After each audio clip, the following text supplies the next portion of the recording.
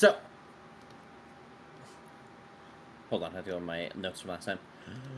Last time, you guys had defeated the 2 remaining cults before traveling to the cult of the True Serpent.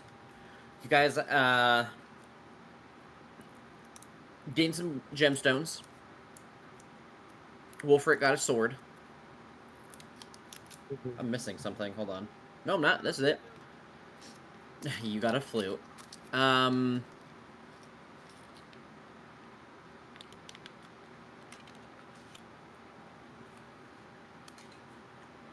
That's all I have. Why did I put he got a sword? I think I got a sword last time, whatever.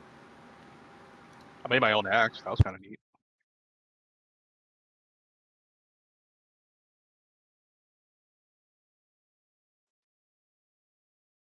I'm chewing chocolate and it's very chewy. Sorry. Sure, sounds like it. Jesus Christ. No, it's Hershey's dark chocolate nuggets.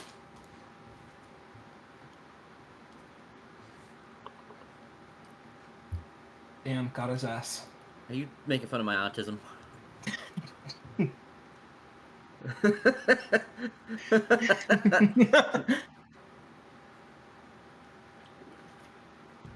Alright. Yes, I'm autistic, and yes, I enjoy simple foods. Anyways.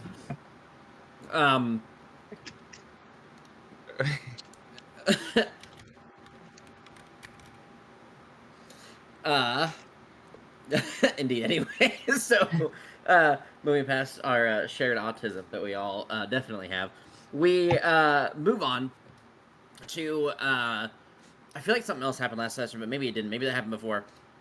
You guys pretty much will have gained a little bit of power. That's you guys are level 4 now. And now you guys are traveling into the last area. Did I do the long rest conversation with Noel? Sure.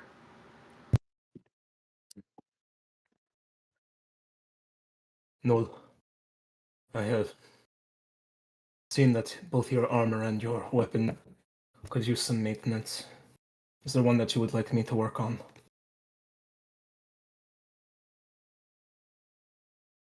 My armor is fine. Then may I spend some time with your bow? Hand it to him. It seems like the string needs to be rethreaded slightly, and there are some areas that would benefit from some waxing and stabilizing on your bow. As I do so, I would like to ask for some type of story from you. Do you have one in mind, or may I ask you a question? You may ask a question. You were assigned to go on many missions. Is this true? Yes. What was the most intriguing place that you were able to visit, and why did you find it so?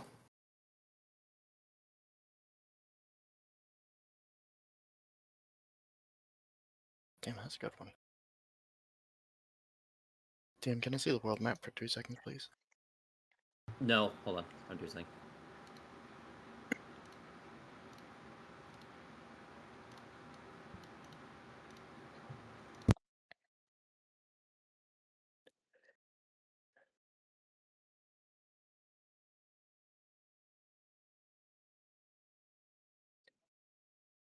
These continents have names yet, or is it just all Ljos? Ljos, and then they're divided by their region so far, so I haven't, like... So, like, the forest continent, so to speak, doesn't have a name. Desert one, the, I don't know, mountain? Gotcha. Yeah, I have not named the regions yet, but, like, the region of Acacia, the region of Zuport is pretty much what I'm referring to, but they have, like, regions. They are divided into 12 different locations of the world, but no, I haven't yet to. It's more like 11 above ground and then 1 under, or 11 above water and then 1 below water, which is Varagopasa. But I have yet to, 1, divide them up properly, and then 2, name them outside of, you know, region of X main city place. Sure. There is a small lake near Kaikasu. Many days from the forge. It is untouched by mortals. It remains in its natural state. I found it quiet and peaceful enough to sort out my thoughts. An area like that in these days and age are hard to come by, especially when you live in a larger city. I see why you would find it peaceful. I'm glad you found it in your travels. Do you have a question for me?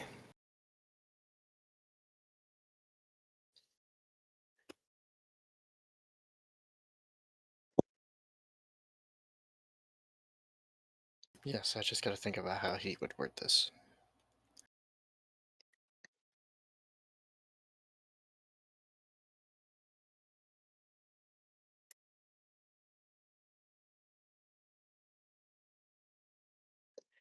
Why are you driven forward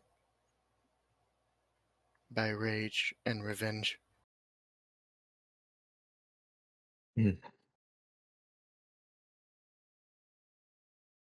My life, I have been ordered by someone above me. Whether that be a captain, a giant, my imprisoners. During that time, I mostly kept to myself and just did what I was told. Finally, I thought I built a connection. But the day that I was led down deep into the mountains to retrieve lava for the forge, and I was stabbed in the back in the name of a god, something in me broke. Finally, a connection that I felt reliable on was severed. I did not know how to proceed until I was given some guidance by my god. Surtur, I felt solace in, but the moment that I was trying to achieve my escape, I saw their temple to their blasted god that commanded my death, broke my friend, twisted his mind. Or maybe he was always just that way, blindly loyal. It filled me with the hate that drove me to kill, drove me to burn down that damnable temple.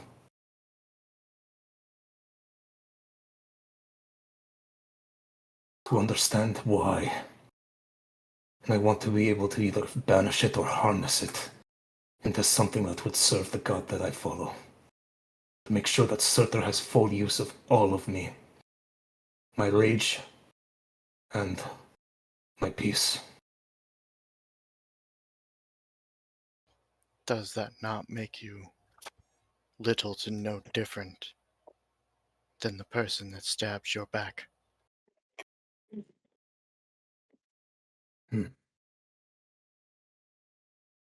It may. But that is something that I can live with, if that is what I find. So your rage and revenge is hypocritical.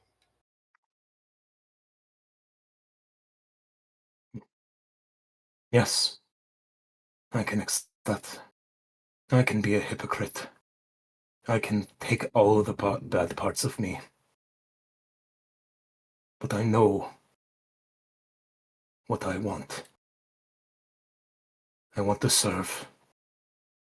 I want to gain strength. And I want to seek out answers. That makes me a hypocrite. If that makes me a devil. That makes me worse than I already am. I can still look at myself in the mirror.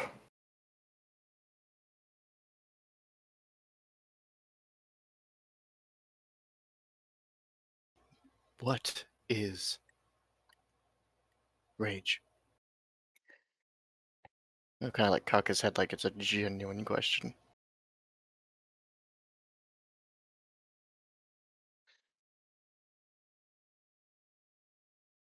I was told that us giants have affiliation with different colors, different elements. Growing up, I was told that these elements also have different feelings, emotions. Blue is peaceful, but also danger. Green, envy, but also can be calmness. Red is anger. Red is the deep-seated connection to whatever upsets you. But it also relates to the feeling of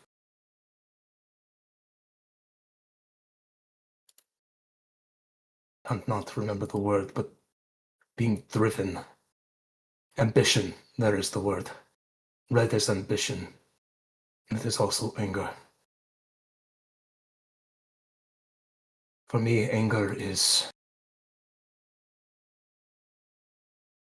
a connection to myself and something else.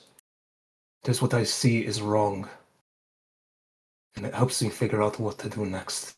Channel the anger into fix the problem, or push away the anger to make sure that the problem subsides in a separate way.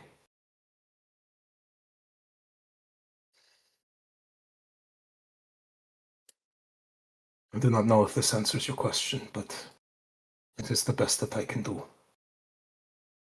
I believe I have once experienced rage by your definition.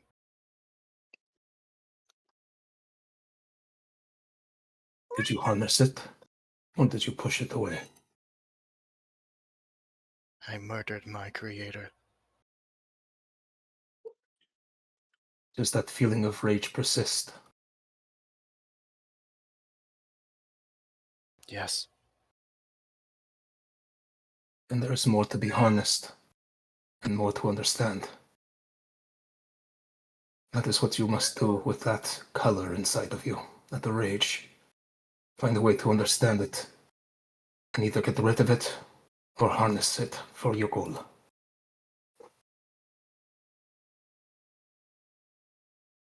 Just kind of slightly nod in understanding. Your biggest problem with your bow is definitely your string. Once you are done with combat, make sure you unstring it as fast as you can. I know that it is better to have it out in times of danger, but find the times of rest to let both the bend of the bow and the string find its calmness. And I will hand you back your bow and your string. And it's +1 until the next long rest. Sick. Thank you.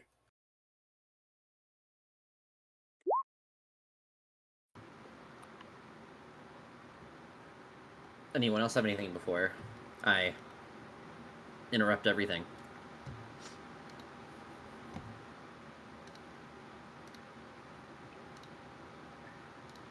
Fantastic. So I said I was going to do this at the beginning of every session, and I still plan on doing it, but my brain and ADHD did not function well together tonight, so I want to go back to the weekly Q&As really quick. Just to touch on them quick. Does, I'm not going to count that as your question, Jimmy. Sorry, buddy. Okay. No worries. Did you feel like I answered your question, Lewis? Like, did you feel like you got... I know it brought a question and it's kind of like a broad answer, but it's very dependent on, like, era and types of, like, what's going on in the world for that question to be answered more thoroughly. I was expecting kind of a broad answer, so yeah, that was more or less in my expectations. So yeah, Okay. you answered it. Joe, did you get a satisfactory answer for now? I know I'll develop more later, so the answer will get developed over time, but...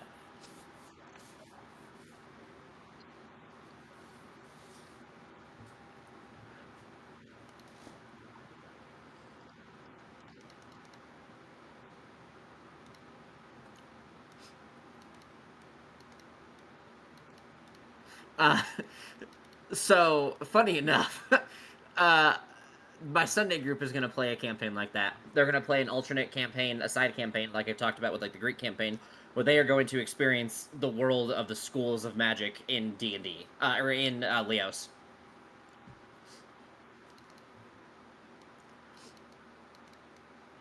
Now, I will do my best. I'm trying to slowly integrate learning how to use the recording software that can multitask with me. That way I don't have to like turn shit on and off, and it actually records when I want it to and such, but I'm working on it. And then Sean and Andrew and Jimmy, do you guys have a question that you have that you'd like to ask? Sure. Is there a big hierarchy between the long-lived races and short-lived races, or a big difference between their cultures or anything? Culturally, yes. Every race, and just in D&D in general, and Ljos even more thoroughly, cultures are incredibly diverse and deep-seated in how much they are different from one another. So, like, I talked a little bit in the answer, in the broad aspect of Lewis's question. Like, you talk about the cultural differences between, like, elves and dwarves cause them to not necessarily, like, hate each other, but kind of, like, be, like, two sides of, like, the same side of a magnet, where they kind of, like, repulse each other. They kind of just can't really work together because they're so different. It doesn't mean that the dwarves are wrong or the elves are wrong. It doesn't necessarily mean that they're hating one another, but it doesn't mean that they get along because of it. Now, in terms of like a generic like hierarchy, there's nothing that is created in terms of like a caste system or any sort of system in place that makes, you know, one race better than another. Maybe in certain things, so like dwarves are incredible artisans when it comes to stonework, any sort of like smithing. They're going to be some of the best workers in the world. So like if you want to compare them to elves, yes, they're going to be better than elves in terms of like, you know, making things from their hands. And the earths and ores and such. Now, on the other hand, elves are going to be much more higher placed when it comes to using magics, because that's just how elves are. They're naturally a magical race, a much higher magical race in the terms of the potency that they get it. So, it's kind of like in the same broad answer that I answered Lewis's question. It kind of depends on what races you're talking about and what cultures you're talking about that answer is answered. But generically, no, there is not like a hierarchy per race for all races. Thank you. That's really good to know. Sean and Andrew, do you guys have anything? Mm-hmm. How do I want to word this? With words. Yeah. Okay. So for like anything that's like black market related, right? What are there like illegal weapons? And if so, what like constitutes an illegal weapon? I'm gonna Besides, answer like, maybe this. how it's acquired. Yeah. I'm gonna answer this, but I was referring. The question I'm asking is in regards to the weekly question that I put in. It is. What do you, as a player, want to know about races? It can be as specific or broad as you want it to be. And that could be about, like, you know, your race that you're playing as, one of your races. It could be, like, just generally whatever you want it to be. Now, answering your question, when it comes to illegal weaponry, is there, like, illegal weapons? Yes, absolutely. There are things that are, in their nature, dark and twisted and only really meant or created to be evil.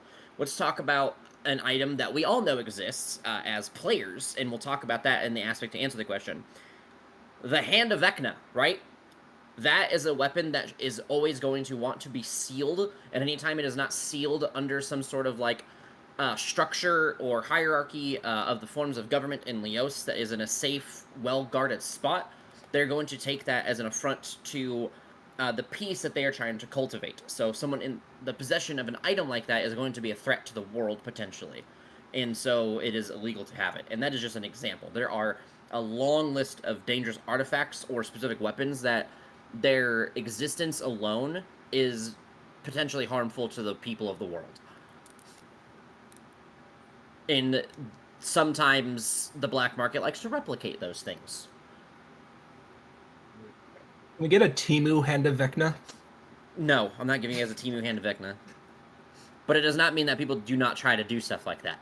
They would try to replicate great artifacts either just to scam people, or to replicate the effects of it on a lesser extent that they may hopefully learn how to either get a hold of the real one or replicate the real one in its entirety, which is sometimes what people do in the black market. It's not a common thing because magical item creation is a whole fucking thing, but it happens. People try it for sure. Well then, I got one for more on topic. How like common are goblins in the world, and like how common are they like integrated into society? That is two different answers actually. I figured it was. How common are they in the world? They're fairly common. They're like any other like creature that you would find in the world, right? But those are a lot of those ones that we're talking about when it comes to being common are going to be the ones that are not integrated, the ones that are like little raiders or like people that like to raid. Like think about the goblins in Baldur's Gate 3. Those kinds of goblins are the ones that are common to see. You can go into any common place in the world and find them if they're able to survive among the dangers in the world in that area. They're fairly common. I would probably say I will say if you had a random encounter table on the in like this part of the world that you guys are in, you guys would probably, sorry, I'm hiccuping really bad. You guys would probably end up, which would be like, everything up to like the ice and everything close before like the actual mountains, everything in like the grasslands and hills and forests in this area, you would end up being like probably like 2 out of 10 encounters would be a set of goblins, like on a D10 table. Oh, okay. Now the question about integrated into society, they're a lot less commonly integrated into society, mainly because goblins have. This is something I've been working on lately, and why I kind of inspired this question, or why I got this question in my head. But there's a lot of races that I'm going to have that have their own gods, which is just like D&D. So dwarves have their own gods. Goblins have their own gods. Elves have their own gods. Not like, an entire pantheon. Just have a few gods that are specific to them. And that is across a large number of races. Due to the nature of goblins, the gods of goblins, Jesus Christ, that sentence was hard to make work in my head. A lot of goblins end up being a little chaotic or mean just because of, natural nature. Like, what they are, what they came from, and what they worship. It's a part of being kind of like under that fold of the world. There are some who choose to separate and follow other kinds of aspects of the world. Like Gordy is a good example. People like him that choose to go into something that's not necessarily related to to goblin kind. Those are the ones that get more integrated into society, and I would say they're probably even more rare than what I put as a Ganassi, because 1, survival, and 2, we could go back to another question that a player asked. If you look at like certain areas of the world, they're going to be a little bit more on edge about a goblin approaching them, and sometimes it might result in a lack of communication, could cause harm to that goblin if they are not, well spoken or well worded or anything. Oh, okay. Sometimes goblins end up in prison when they don't need to be. Sometimes they end up injured, or they become entirely traumatized or fearful of nations because of the things that they encounter. Because goblins are tiny little guys. And, when you walk up to a big dude in fucking giant plate armor, and he questions you and gets in your face, you probably shit your pants a little bit and never want to come back. But that is how it works for goblins. Cool. John, you got one. They're like, I don't want to call them demigods, but like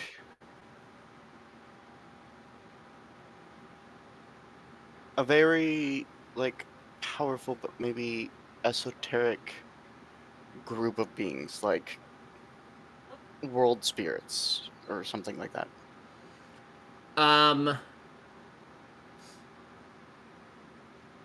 Give me a minute to think on this. Because, like, yes, but no, but yes. Also, I'm debating how deep in the lore I want to answer this question. Okay. Because I have a whole thing about this.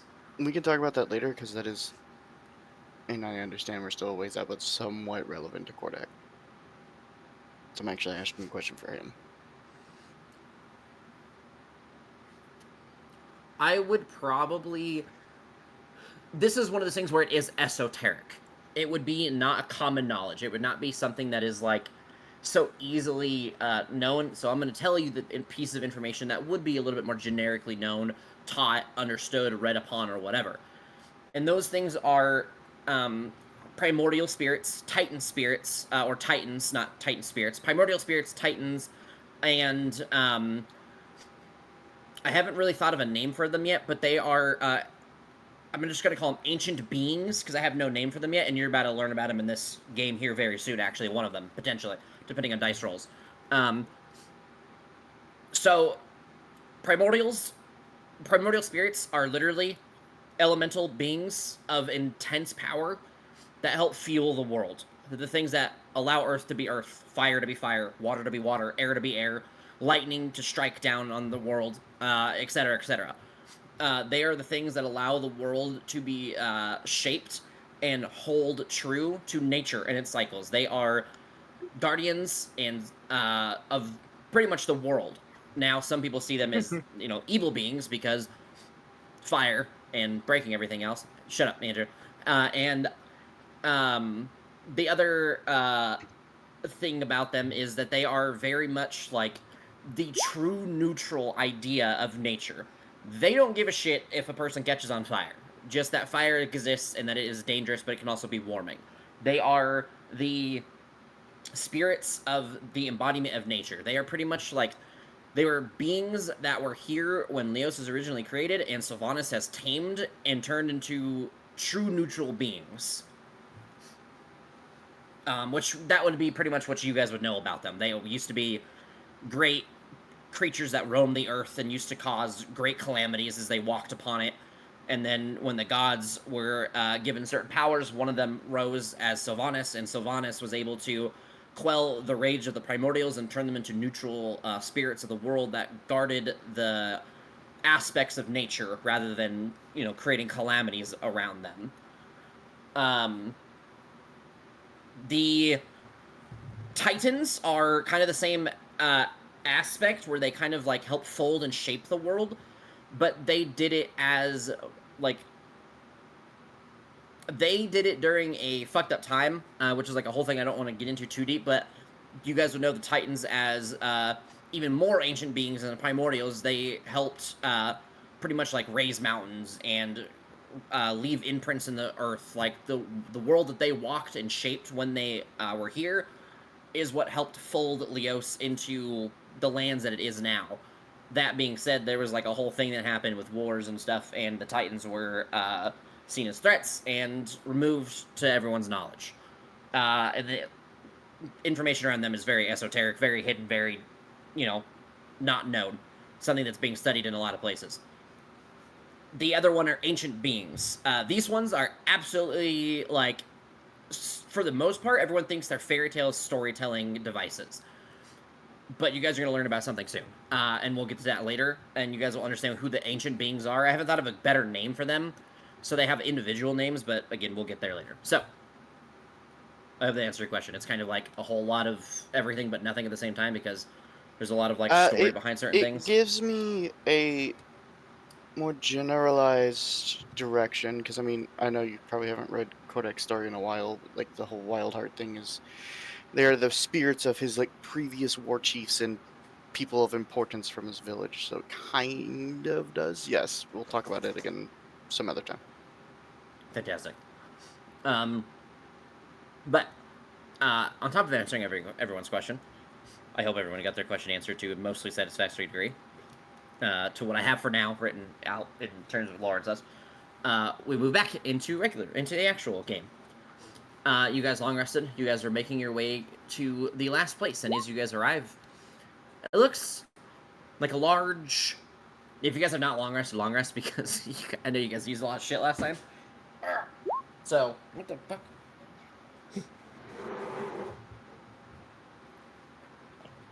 AIDS. I was gonna say, can I not?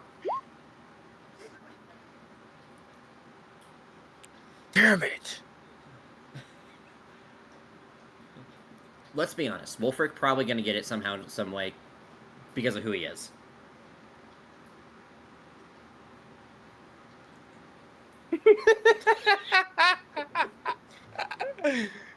Wild. Fucking bleeder.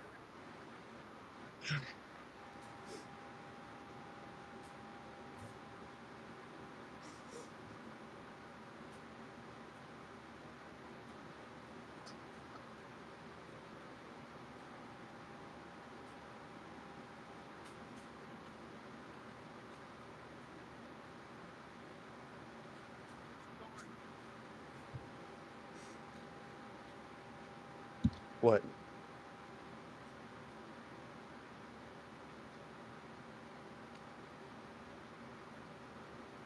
All right.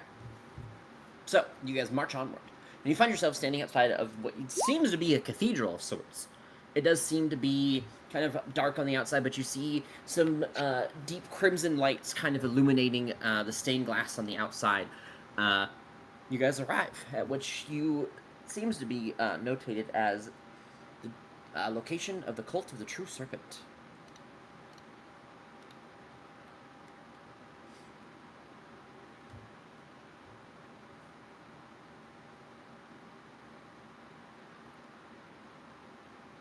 I thought that we were only going to head here last. Have we completed all the other interactions? You Yeah. sure have. All right. Just wanted to make sure. I knock on the front door. As you knock, the door creaks open, and the red light kind of streams outward as you guys find yourselves here. Put yourselves In a- at the door. In a Hey. club. Time to fuck shit up. Brought the paper plates. Just kidding. Oh, thank you, I appreciate that. And then he pulls out his dagger. Now, are you ready? Oh, to cut the cake, right? Where the lady pops out. Is that what they call you? Is that what you call yourself? Oh. Okay. Cut me a piece of that cake. Jimmy gets stabbed by some ghost and dies. He had to come. Smith is just like, well, who is going to who be me now? I'm gonna draw a box for you guys where you guys may place yourselves. The boxing ring. We gotta fight a boxer. That is where you guys may place yourselves, because I don't see shit. The orange box. the orange box. What? Yeah. There You're it is. You're fine, Andrew. I figured, but No. You drag is yourself this in it. like low res? What do you mean? Oh, there low it res? is. I was like, Oh, no, it it looks was- fine to me. I was like, I don't have a bug issue. I'm gonna honestly, I'm gonna refresh.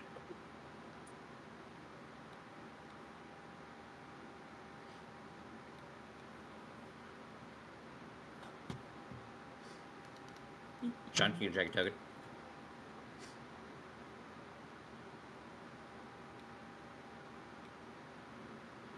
As Empty you guys enter after the creaking of the door, and you walk in, you hear it shut behind you, and you see a red glow around the cracks of the door seal as you see a red outline go across the door, and you almost hear a large locking sound follow you. You see a man. I'm switching stuff. Hold on, sorry. You see a man who has a fearsome pride that beams from his face. It is nice to be introduced to those who represent Igram. We welcome you to our Cathedral of the Serpent. You have done great in your tests up to this point, successful in each endeavor, and thus no extra punishments may come from us today. Instead, you will face us head on as your final challenge. We seek defeat. If you cannot defeat us, then you are not worthy of our pride. Succeed, and you will have the answers you seek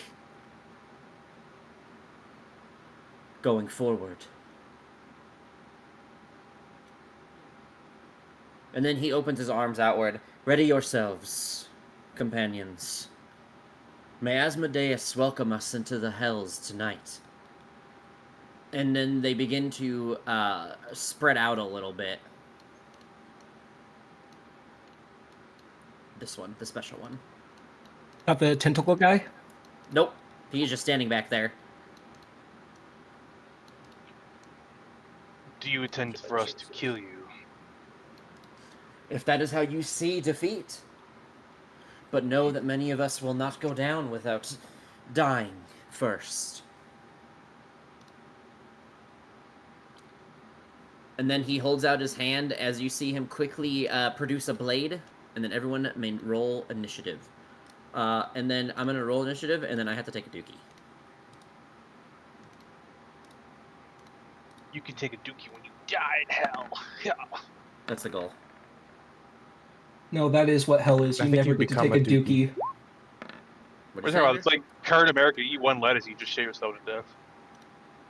If you when you die and get sent to hell, you become a dookie. I guess you could That's call what you Lemur did. that. Lemurs do look So like I think actually, walking yeah. dookies, so let's be real. They're a little I gross. was about to say, yeah, I think Crux became one. R.I.P. the legend. I will never not stand by my decision to kill Crux. I had to show that the world was dangerous in that campaign quickly. And The it fucking worked. bird couldn't fly. Yep. Kenkus cannot Unfortunate. fly. And Can't fly, apparently but he can't can climb fall either. with style. Yeah. If you guys had done that at higher levels, you would have had a chance, but there's just no way making as many saves as Crux would have had to. He would have been able to. I was offered the choice. I was offered the choice to try, to clarify, but chose not to take it. It was better to let him die. It's a total different story. I'm going to reorganize this. I'm going to set tiebreakers, and then I'm going to go to the bathroom while you guys... You're a 16. What are they? Who is it? It's one of those guys. So he is a... He's also a 16. Father, roll a d20 for me. You have to beat an 11. You do not. So he is going to go first. It's because you're old man. Sciatica! And Jewish, apparently. I mean, father is greedy. Okay, let's not go. Whoa! Reel it back, reel it back. Let's go on YouTube.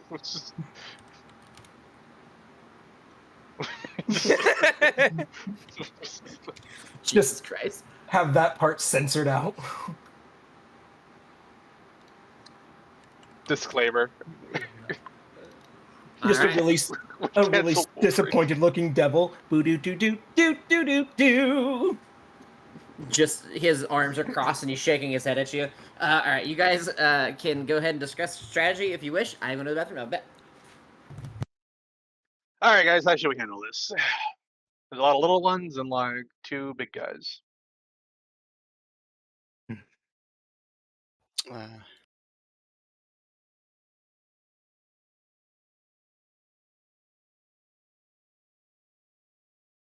should probably try and control the smaller one. One of the frontliners tanks the bigger one, and then everybody else picks off the littles for action economy. And then we can focus on one of the 2 bigs, whichever one we want to focus on. Oh yeah, it's a devil, so devils have better saves like- on mental saves. So yeah, probably the little smaller guy. The bear. Yeah, because I mean, like, Johnny's right. We don't handle groups well, which means we need to abuse what we are good at, which is single target. And since we can't burst them down as a group, we just need to like pick off the littles individually, while the 2 are just kind of fucked off and dealt with for a little while. Because we can't just, I mean, we're not high enough level for the spell, but we can't, like fucking fireball the room or something. No, I think you should try and control the like lesser one, and then one of the frontliners tanks the big one, and then everybody else like will just start on the left side and just start picking off all the littles until they're down, and then we can we'll focus on this one and we'll go for the big one afterwards, unless he requires immediate attention and everything's thrown out the window. But I mean, I can at least pick off the littles probably pretty consistently.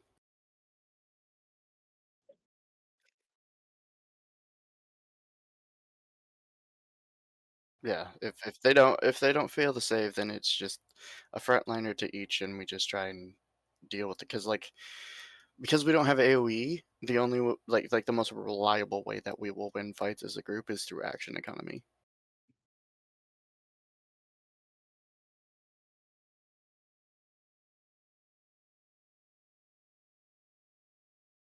Easier to hit.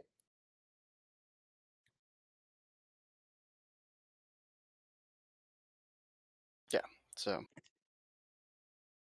think that's just what we end up doing.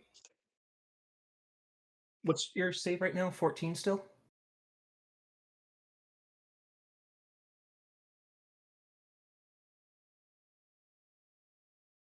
Oh, Ooh, that's pretty good.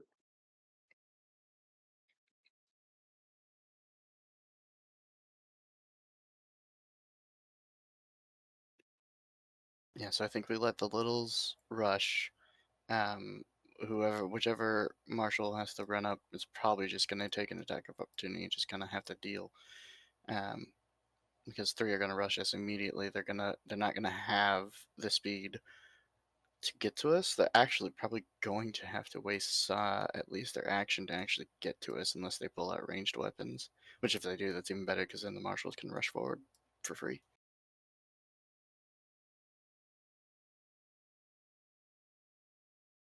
The melee marshals. Clarify. I forget that I am also a marshal. let's see. Wolfric is first in the initiative right after you. Do you want to head towards the bearded devil looking guy or the generic tiefling?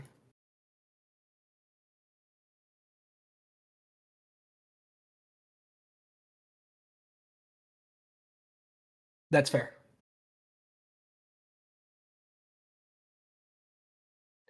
Wait, do they get another save if someone hits them? Yes. Okay. Yeah, so if the save goes off, then On hold person? Oh. we'll probably still we have to get someone in his face quickly. Which both of the frontliners will go before he does. He's literally last initiative, so I mean, both frontliners will go before he does, but we need to get someone in his face really quickly.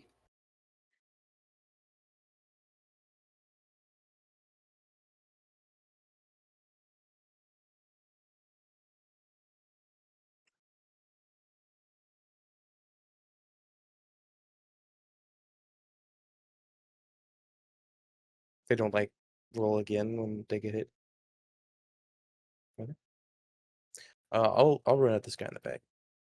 Because I mean, it's Okay. going to take your action to get there anyways, so Yeah, and then if Yeah. he wills All you you're down gonna the be least, able to do is you'll get to do them. big stuff. If we want with this person to, I could, depending on what they're wearing or what they're wielding, if we do freeze them up, I could do a heat metal on them if they have any metal. I think if this one is controlled and Wolfric, spends his Mhm. action to get here, because like Wolfric is the 1v1 king of our party, Mhm. then all actions should go to denying the action economy of the littles. Because if we let these things persist, they will just whittle us down. Yeah. Mhm. So like if the control goes off and when Wolfric makes it to here, we just begin to blow up the littles. Otherwise, their action economy will slowly chip us away. Okay. Because again, without like a reliable big AoE, we have to abuse our single target and Mhm. call shots. We start with this one and then we move to this one and then until there's none left.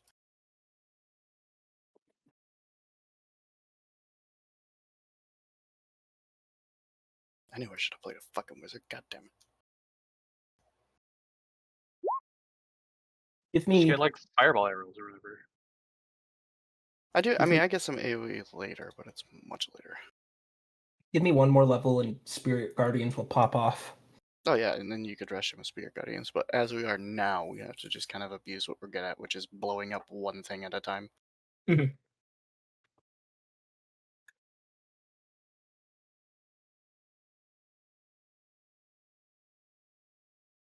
So I'll mark this one, Sundra's mark. We'll start with him, and we'll just kind of clockwise around the littles.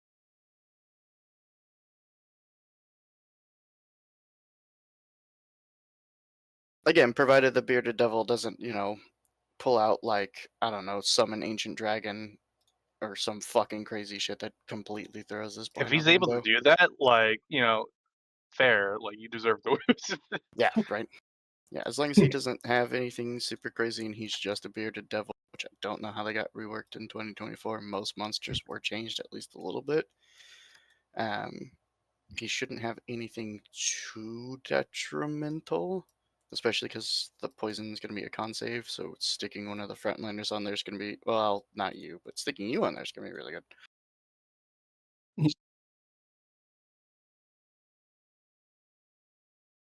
Yeah, devils are considered humanoids. We can just ask if he looks like fiendish or humanoid. Devils are considered humanoids. They changed it in 2024. Humanoid is a more broad term used for a lot of things.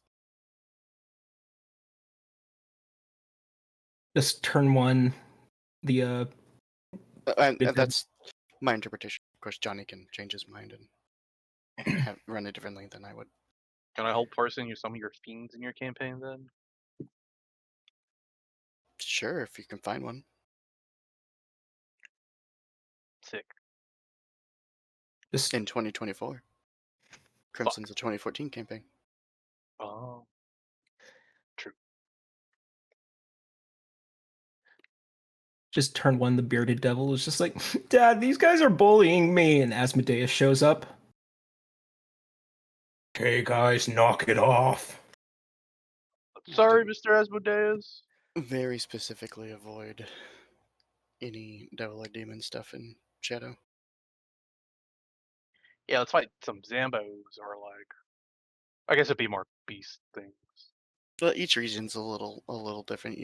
You guys will fight like there's like 8 types of enemies in Howitzer. There's 8 types of enemies in Skog's Glance, so like it kind of mixes it up a little bit. But like we're not doing any of like the super high cosmetology stuff that we've been doing, or cosmology stuff we've been doing in Crimson. Cosmetology. Yeah, Most of that, you guys Battle just Royale sit is around great. and do makeup. We all know that. That's what the Crimson Party does. But no, it's a lot more simple of a storyline. Oh, I apologize. I had to... I do feel just like a little bit bad that right where we are right now is dealing with cultists and devils in my campaign on Thursday. I'm just like, yikes. Hope this is not too repeaty. Nah, it's fine. That's fine. I have a variety of devils. You will not be repeating, I promise. I mean, you throw in aberrations and stuff, so it's fine. I have I think like 200-ish stat blocks for devils. Oh, only? Yeah. Okay. Oh, only.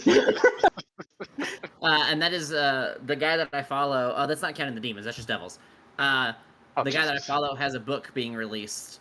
He's making a book that is all of his fiends: devils, demons, archdevils, archdemons, all of it. So it's gonna be even bigger soon. Nice. Yeah, my demons are probably twice as long as my devils. It looks like. Anyways, so everyone here, everyone good? Everyone ready? Yep. Yeah. All right. So as these, Sean and Joe, my brain. Yeah. Okay, just make sure I didn't hear you guys. Switch back. Hold on. Maybe. Come on, work with me here. There we go. All right. So these three, they're gonna begin their turn. But as they take their turn, you see they kind of act succinct and almost as one as they kind of move with each other. So I'm gonna start. I'm gonna move them one at a time, but then they're all gonna like act together. So 10. Oops. He tripped and died, loser. It's there.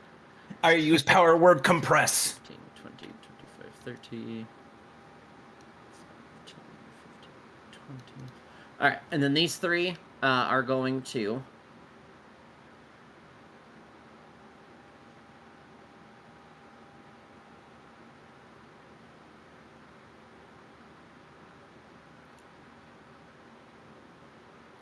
You're going to see them begin to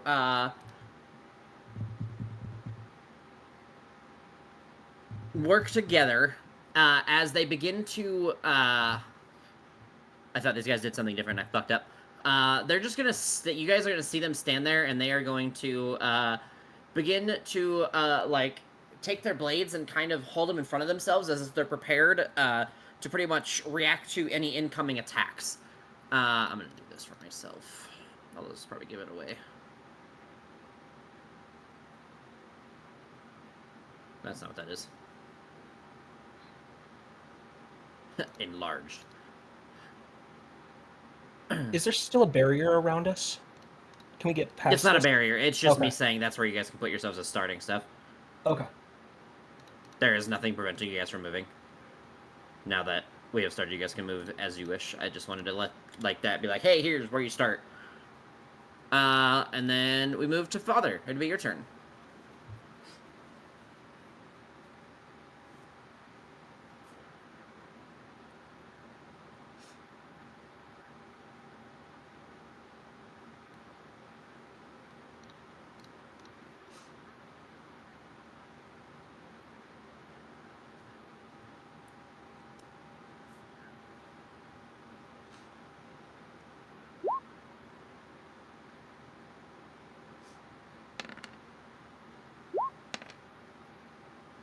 Okay.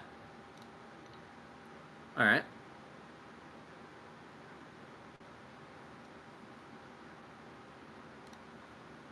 All right. Give me 1 second.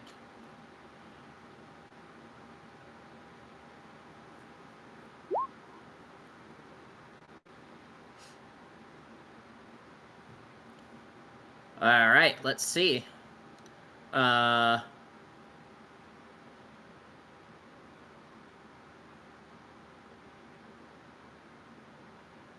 Give me 1 second. I'm reading a couple things. Okay. Let's see. Let's see. It's numbers. Okay. There. Okay. He can't succeed. No, he can. It's just he does need to roll quite high because of the -6. He rolls 8 before the -6.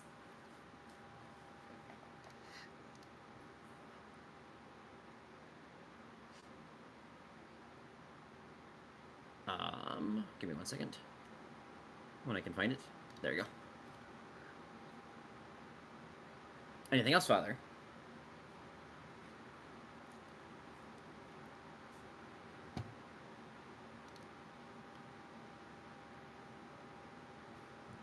Mm-hmm.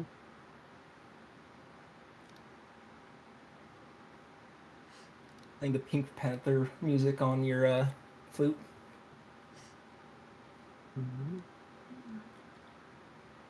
No. Hunter's Mark view. This guy? Okay. Go Yep, ahead just the and... closest one there. I like this for Hunter's Mark. I think that's cooler.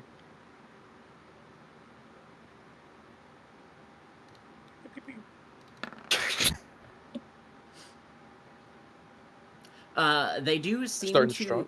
They're wearing robes, right? But they seem to have some sort of like arcane or magic barriers that seem to like highlight their robes. As your arrow slams into it, you expect it to pierce through it, but almost like the arcane energy kind of deflects the arrow. He doesn't do anything, like he doesn't cast anything. It just seems to be like as he naturally is currently. Cool, that's it. Wolfric. Null's cursed. No shit, Yeah. dude. didn't even do Immediately anything. start with a 5? Like, what the fuck? Did that include your +1 to the bow that I gave it? Oh, sorry. It'd be 14, if that makes It a would not difference. hit. It would not, Okay. unfortunately. Sorry. Would it be a barely miss or no? No. I would say that as the arrow hits it, like, it kind of shatters on it. Like, you can tell, like, you would have thought you would have hit, but something seems to give the robes a boost enough to prevent the arrow from actually going through and hitting the creature. Okay. It does seem magical. 5, 10, 15, 20, 25, 30, action, dash. 5, 10, 15, 20, 25. There, okay. God, I love bad omens. Yes. I was like, the show? No. Also, yes. Band. I don't think I've ever seen the show. I don't even know what it is. Neither have I. Sounds like It's, you've heard of it. I think it's a copy. Angel and demon traveling through time and keep meeting up. Yeah, that. Good omens? Good omens, yes. Oh, same difference. I would not say that, but anything else, Wolford? Can I use my bonus action to use my eye for talent to learn? Do you have to hit the creature or something? I thought it was. No, if I hit the creature, it Oh, it gives you a bonus. yeah, it gives me a bonus to the DC. Yeah. You can certainly try. Make your roll. Okay.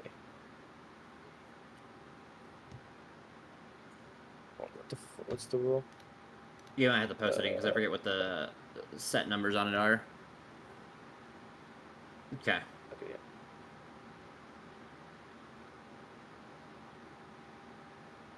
Yeah. One trait or action from its stat block, sure. Or maybe should I do a slowest ability score?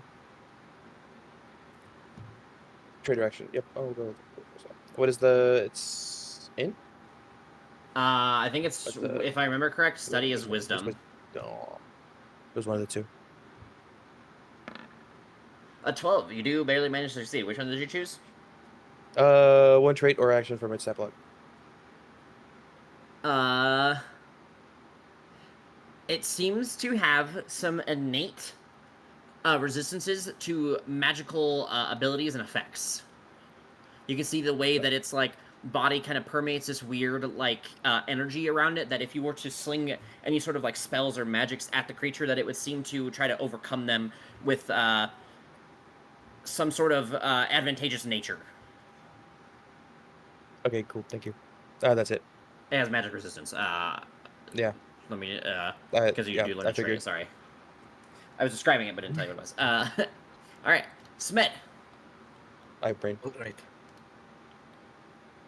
10, 15, 20, 25, 30, 35. I will run here. And then, for good measure, I will cast.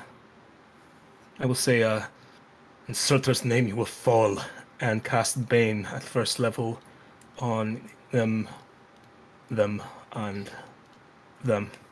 Okay. Charisma. DC 14. Okay, I'm gonna start with the paralyzed guy, because he rolls a 23 total, so he's fine. Alright. The devil, which you guys don't necessarily know that yet, but rolls a 6. And then the guy up front rolls a. He just doesn't have an enough bonus. To be fair, the devils, you did say he has magic resistance. Did he roll that? He did not, but he rolled a 15. I don't know if that was your thing. After the magic Yeah. resistance. DC 14. This guy fails. Which I'm gonna use that for Bane. He fails. His bonuses are not nearly high enough to succeed with what he rolled. So these two would succeed.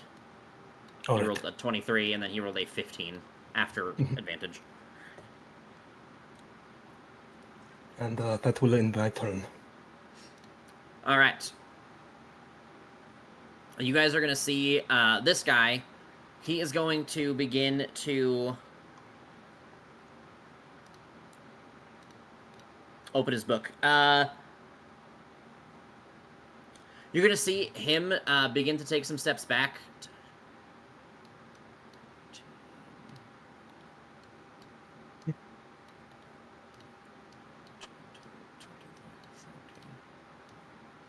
You're going to see him begin to chant and perform like a rite as he begins to like take his blade and like whirl it in the air, and he begins to do these chants. And as you see a barrier begins to form around this creature, almost heightening the energy surrounding the magical energy on the robes that it has.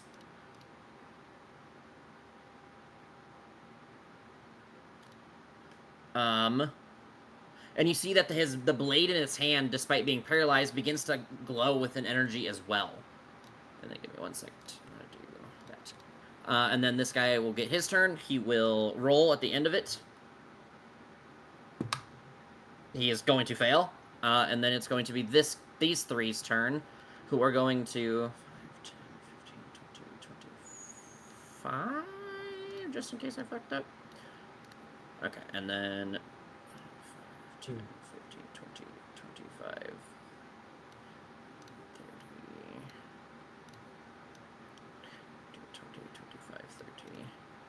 and then you're going to see them repeat the same kind of rites that they were doing on this that the other person did, and then you're going to see this person shine with even more barriers and energy. Give me 1 second. I'll do this before I forget.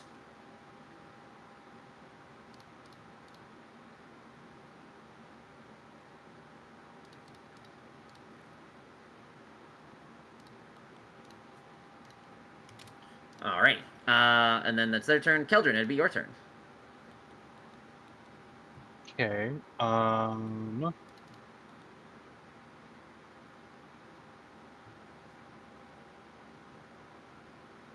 Sorry, a second to just do something.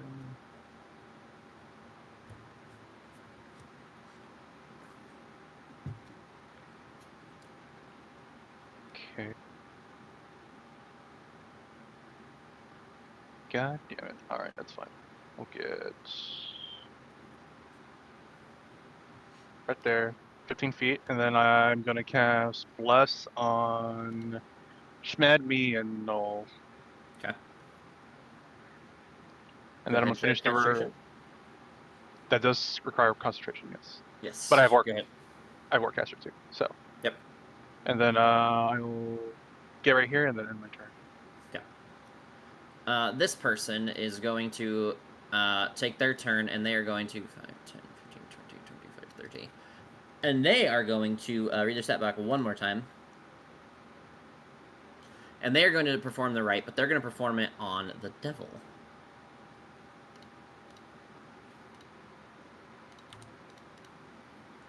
And then it would be the devil's turn. As he turns to you, Wolfric, with a... you see a writhing beard of tendrils spilling from its grimacing face. It seems to be looking for flesh in which it can plant the barbed tips of it. And as it has this knife in its hand that seems to be just dripping with a little bit of blood, and it seems to be a blade made for bloodletting. And he seems to, as he looks at you, he does, he is going to slash at you with the blade first. And then this is... Okay, it's damage. Okay. He is going to Give me 1 second. I have to do something before I forget.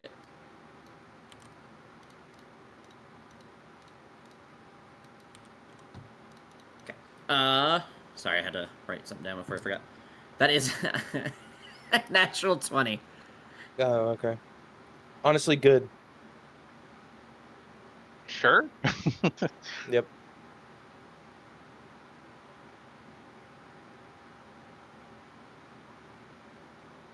The sooner I am at half health, the better.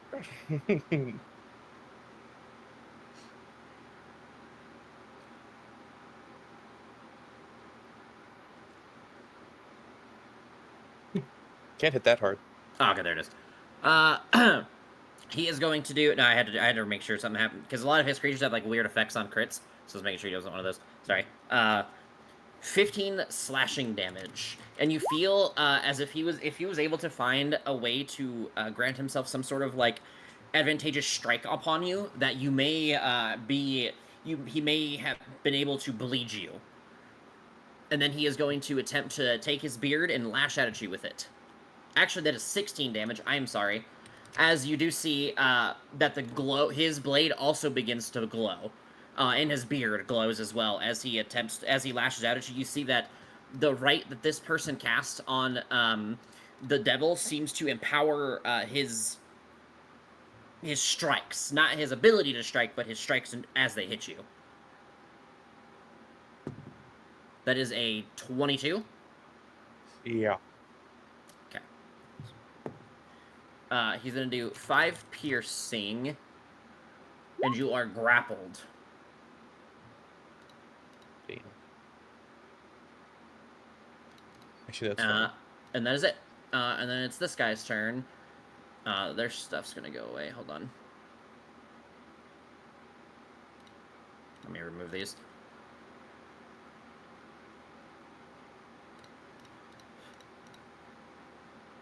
And then these guys are going to get the fuck out of here. 10, 15, 20, 25, 30, because they realize that they did not want to be melee range, and the person controlling them is terrible. 30, and 5, 10, 15, 20, 25, 30.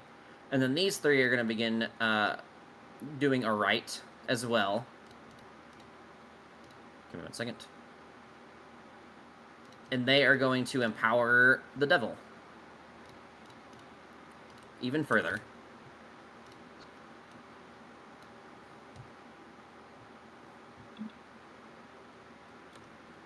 And it seems they have a barrier around them.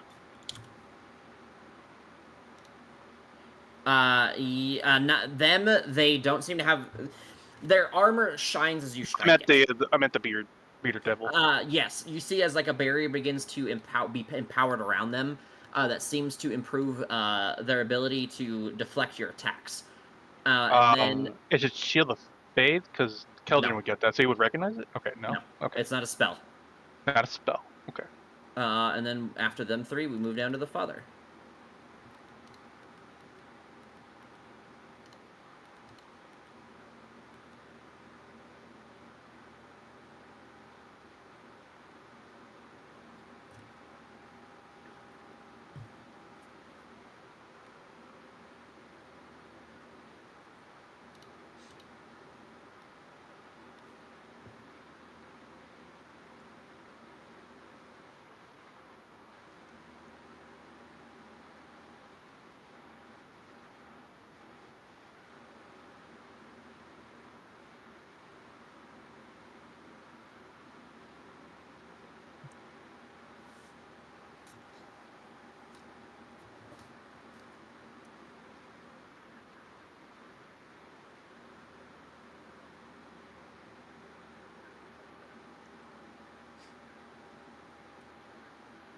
Okay.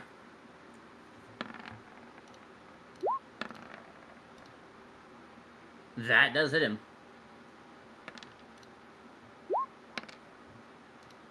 He takes the 4 radiant, and then you see him attempting to focus himself to see if he can continue to manage to keep this concentration on his right up, and he does manage it.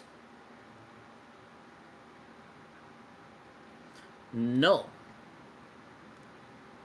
We're gonna try and shoot him again. Which one? Oh, I guess the one your hunt's marked probably makes sense. You do have bless. Is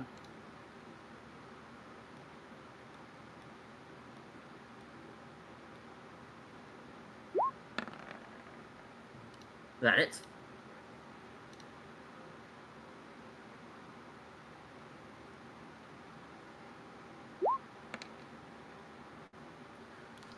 The arrow manages to fly a little bit more true through this little magical barrier as it hits the creature, and it strikes him in the body, and he falls to the floor, collapsed. And then you see as the barrier around the fiendish creature seems to diminish, even if a little bit, even if only a little bit. You've marked the next person.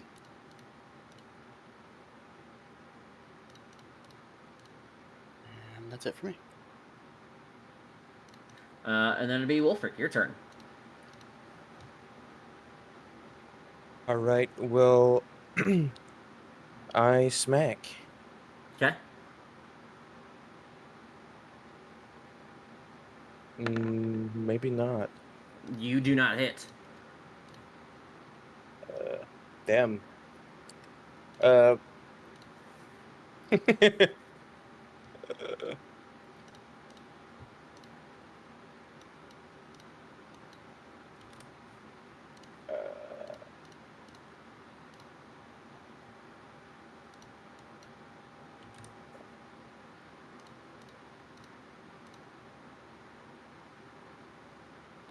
Anything else?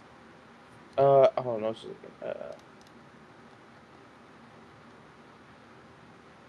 So my eye for talent only, I can use it until I fail.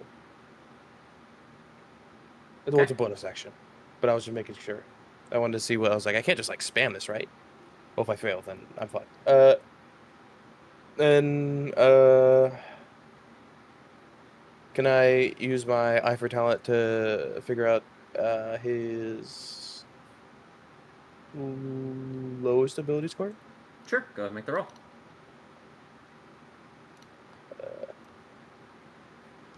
Okay.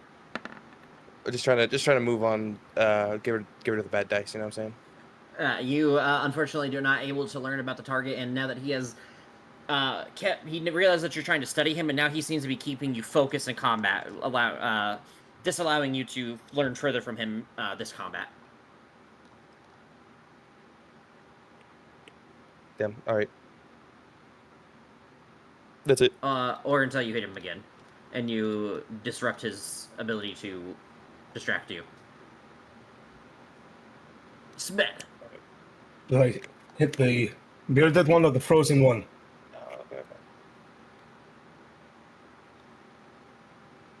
Go for the ones on the right. Mm-hmm. Because then I'm assuming he has like higher AC, so he'll just be harder to hit. So it's better to win it on the small ones. Plus, we don't know what else they can do. And then he'll be forced to either run down or towards you, but probably downwards if he succeeds. Or upwards, I don't know. Fuck Wolfric, I guess. I will get there, and I will cast Toll the Dead on this guy. Okay. DC 14 save. He is going to probably succeed. He doesn't see with a 17. Jesus Christ. Yeah, succeeds.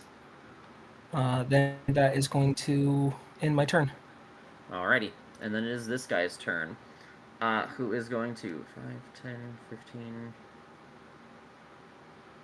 25, 30. He's going to move here.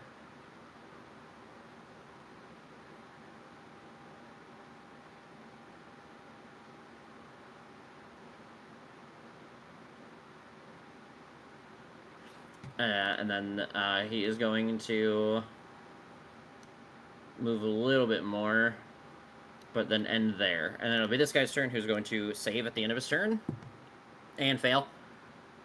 And it's going to be this guy's turn, who is going to 5, 10, 15, 20.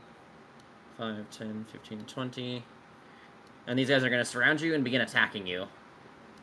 They're seemingly going to attack all at once. All right.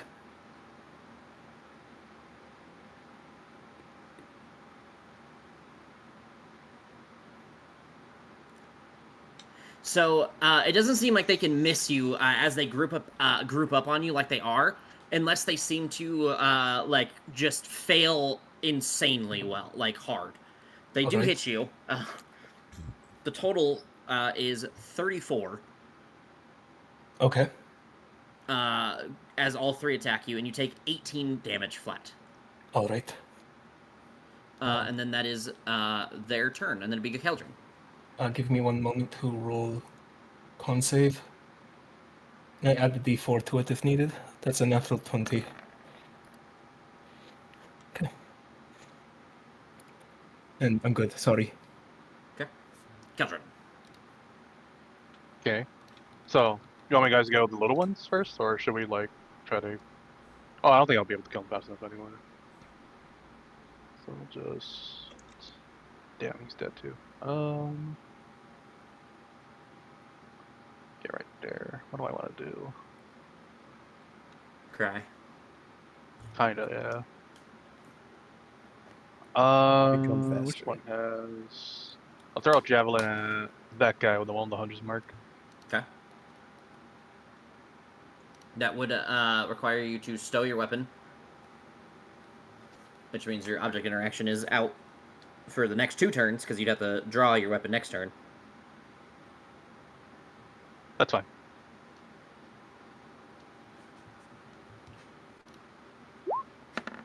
And then I'll bless. So 20 total. 20 does hit him.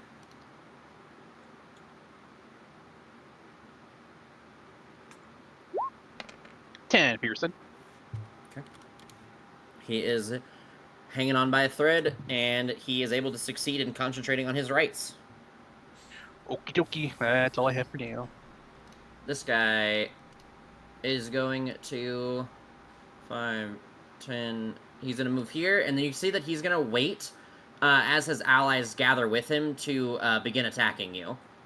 And then Okay. it's going to be this guy who is going to fight you. Wolfric, can you just make a Constitution saving throw as you feel this weird energy being infused into you from this beard that's stabbing into your body and grappling you? You do manage to resist what feels like poison. Right. And then this creature and this creature are going to... He's moved. So these two are going to move, and then they're all 3 going to make attacks against you. You do see the same thing. Due to their nature of stabbing all at once, they do seem to have a pretty good opportunities to attack you. They do not seem to be able to miss unless they have a really bad moment. That is a 26 total. Yeah. And you take an 18 flat piercing damage. Okay. And then that would be all their turns. Father, it's your turn again. I will simply cast another Star Wisp at that one there. Okay. I don't believe 12 hits. It does not, as you see it reflect off of the shimmering energy that is on their robes. I do believe that is the end of my turn. All right, Null.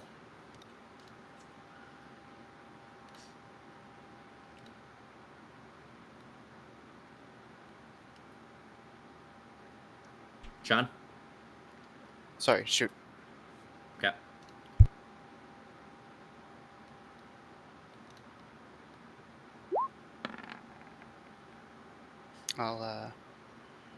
I'll bless that. Well, you don't have a choice. Bless always activates. 22 hits. He's dead because he had 1 HP. Okay, they all had 11 HP. Move to the next one, and the one I will do the opposite side of Keldrin.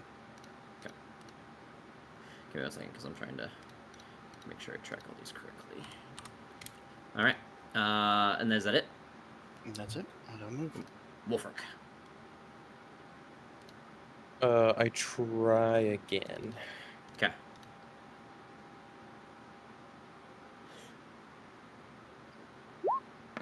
Mm, 19. You managed to strike him.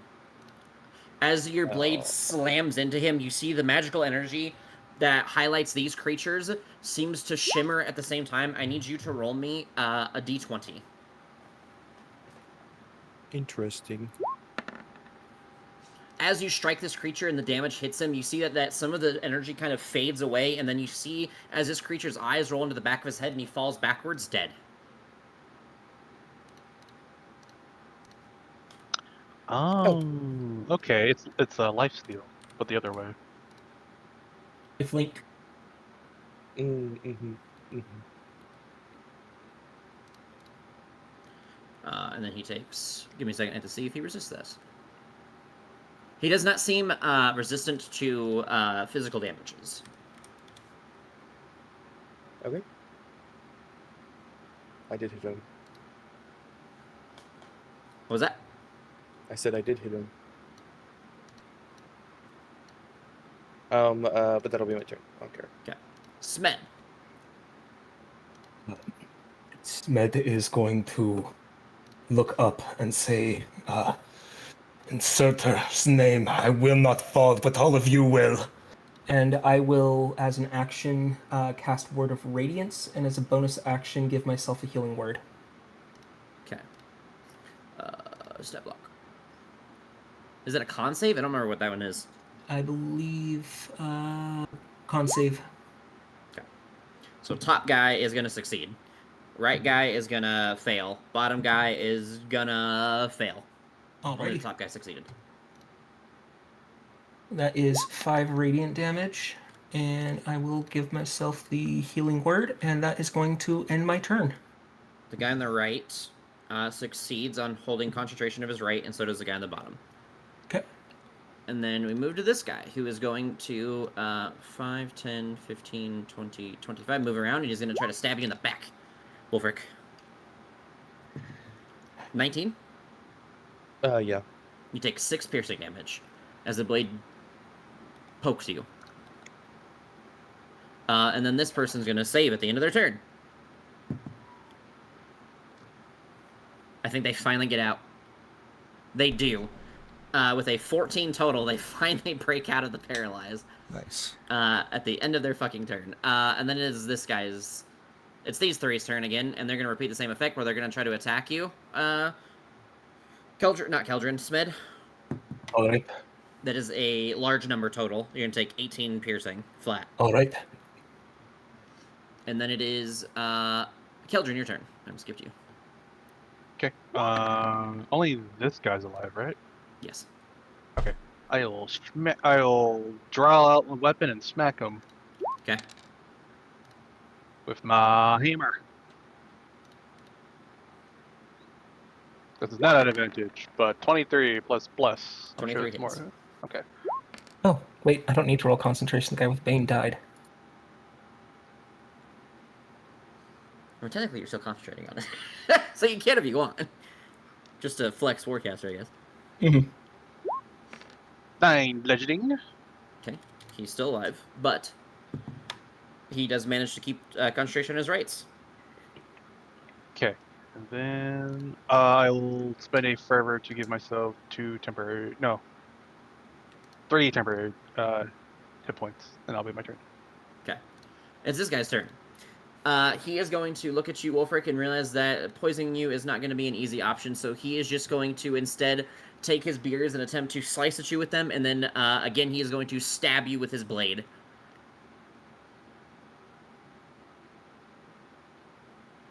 Actually, I forgot to read about this. You see, as these creatures are falling around him, as each creature falls dead, I actually missed one of these. He, well, he wouldn't get to use it, but you see that as he kind of revels in the slaughter of his allies, you see that the bloodshed kind of enlightens him, and he takes his blade, and he does seem to have an advantage when attacking you, Wolfric. That is a 17. Sorry to do math. That misses. And then he is going to attempt to slice you with his beard. Oh, I'm sorry. That is a 19 because he has flanking. Yeah, that hits. Okay. You're gonna begin bleeding. No, that's not good. It's the D6 value. and you're going to take 7 slashing from the blade. So at the beginning of each of your turns, you're going to take a d6 of bleeding. And then he is going to attempt to just slap at you with his beard. 20. Yeah. And that is 9 piercing. And then it's this guy's turn. He's going to try to stab you, Keldrin. Okay. It's natural 20. You don't take any more damage. You still take 6 damage flat. Okay. And I'm sorry, Wolfric, you take 2 more extra damage because he has 1 more. He has bonuses that I did not apply still. So 2 extra damage. 8 slashing and 10 piercing. I don't have a good way to track the extra damage that these guys are supposed to be doing, so I'm sorry. And that's it. He crits you, but it doesn't do any. He doesn't seem to do any more damage with that crit, Keldrin. And then Father, it's your turn. I look to This see guy has the. like 5 HP, and then these guys all have 6 HPs up here. I look to the gentleman as he attempts to escape the whole person spell I had cast on him, and I say, "Oh, it appears you have come to your senses, but don't get too excited. The show's not over. Perhaps you should take a seat." And I will cast command, saying, "Grovel."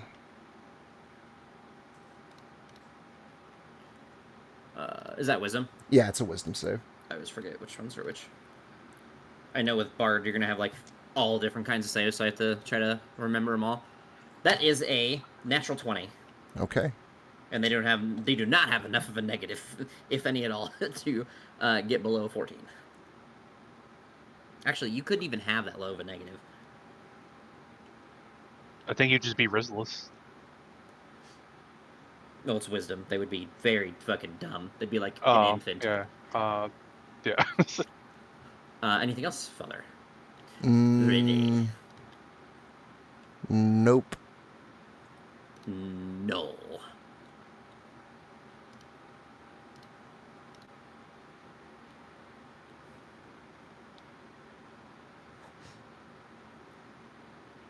I will move, mark, and shoot.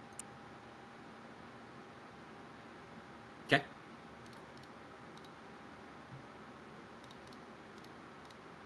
I like this one, but it's harder to see. Of course, bless. And that gets me to a 7. 18. You have the +1. 18? No, I have I've got the +1 added in now. Oh, okay. Yeah, I'll just eat the inspiration just to make sure. Okay. So is that a D6 or 8? D6 still. 18. You do hit. Sick.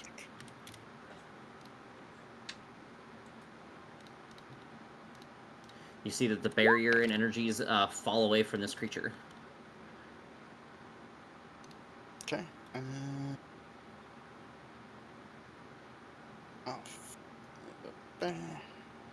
That is my. Do I wanna? Yeah, I'll take that. It's good enough.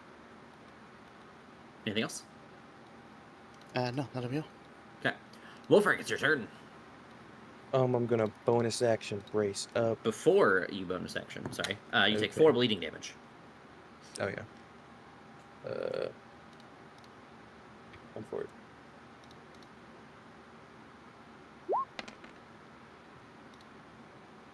Oh yeah. I'm getting, or I have been getting pretty good rolls on that. And then the bleed, just for clarification, happens before the temp HP applies. Yeah, yeah. Okay. And then I'll smack the bearded devil twice. Okay. And just so you guys know, we will not be calling them by their mortal names in this campaign. They will be referred to as their devil names. Ooh, shit. Let's go, Wolfric. Oh, you mean the one where it's all weird shit? Is that right? Barbasu is how you say a bearded devil's devil name. Barbasu. Okay. That's not right. That is not right. It should just That add. looks- It's supposed to be just 8 more. The +8 is from my bonus.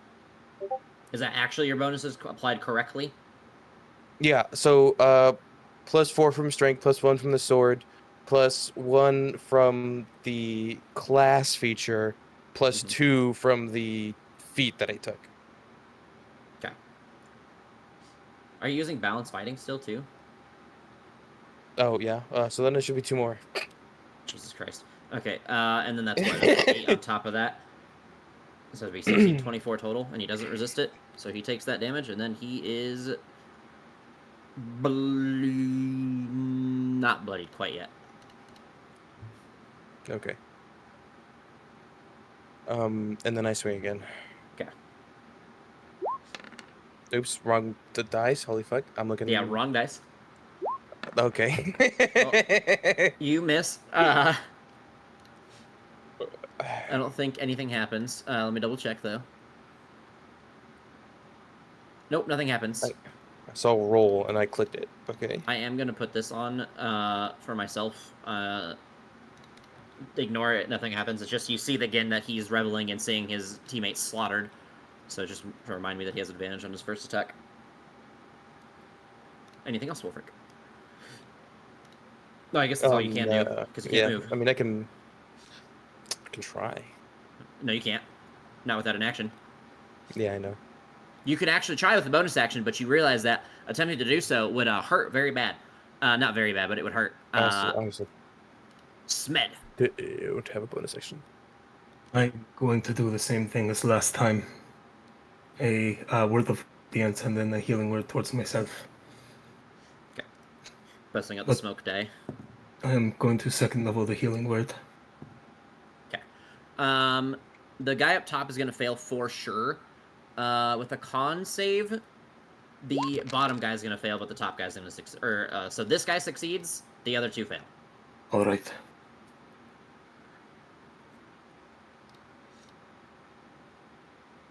Enjoy your 2 damage. And that is where I will end my turn. Give me 1 second, because I'm going to see if they break concentration. Top guy does not.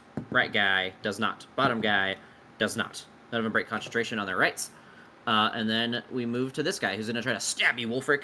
Stabby. Stab, stab, stab. That is a 25 total. Yeah. 6 damage, flat.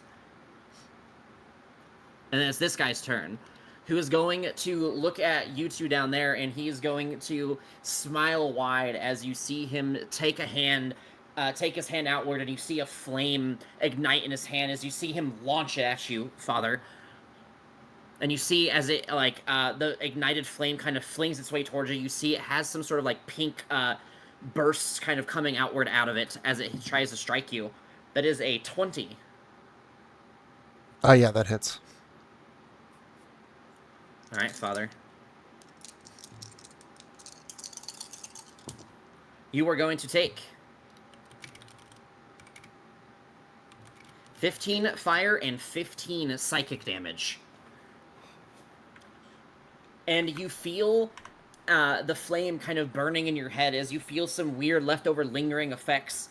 You feel as the person looks at you, they smile at you, like egging you on, wanting you to take some sort of action against them in retaliation as they begin to close the gap. And then we'll move to these people who are going to try to stab you. Smed. Right. That is a large number. 18 damage flat. All right, thank you. I'm assuming you guys don't really care about the large number, unless it's a miss. No, it's These guys fine. just group and do crazy damage. They don't do crazy damage. I mean, it's 18 damage, but it's 3 turns, so it's, I guess, whatever. Anyways, Keldrin. To the bottom 2 down there. You should start moving up so that when the melees are done up here, they can get to you faster. But yeah, other than that, we get right here. And then we're going to smack the guy to the right. Help Wolfric a little bit. Okay.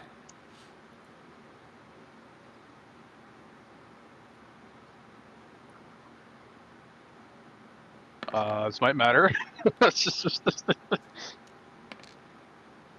14?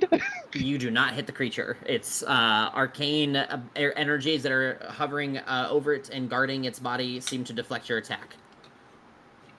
Okay. We're gonna move 1 to the left.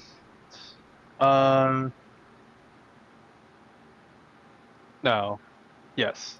No. We'll stay right here. Well, because yeah, reasons, and I'll end my turn there. Okay. And then This guy's I'm just map room.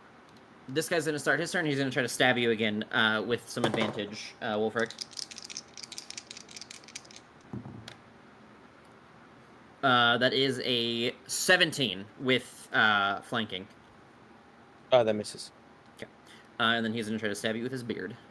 Would flanking still apply with Keldrin Yes, there? because he is not canceling it out by being on the other side of the creature. Okay. Thank you. That is a... Shit. Where'd it go? 20 total. Yeah. The beard does 5 piercing damage. And then it is the father's turn. I look to the devil and I say,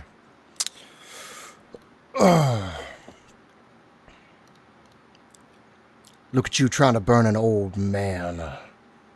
Real scary. I bet you're the scariest one around, aren't you? Real tough.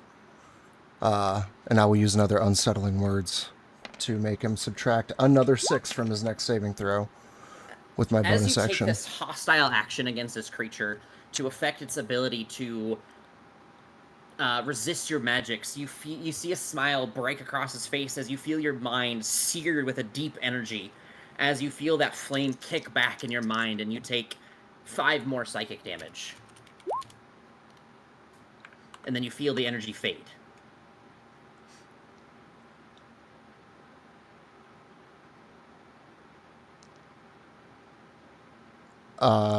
Yeah, and then another hold person.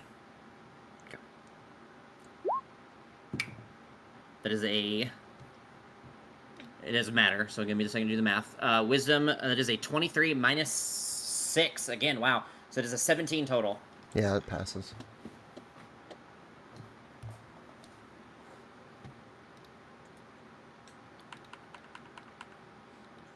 That's my turn.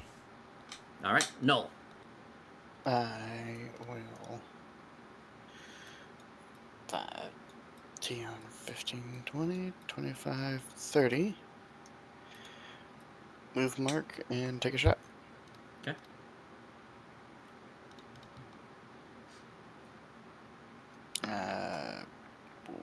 Bless that just in case.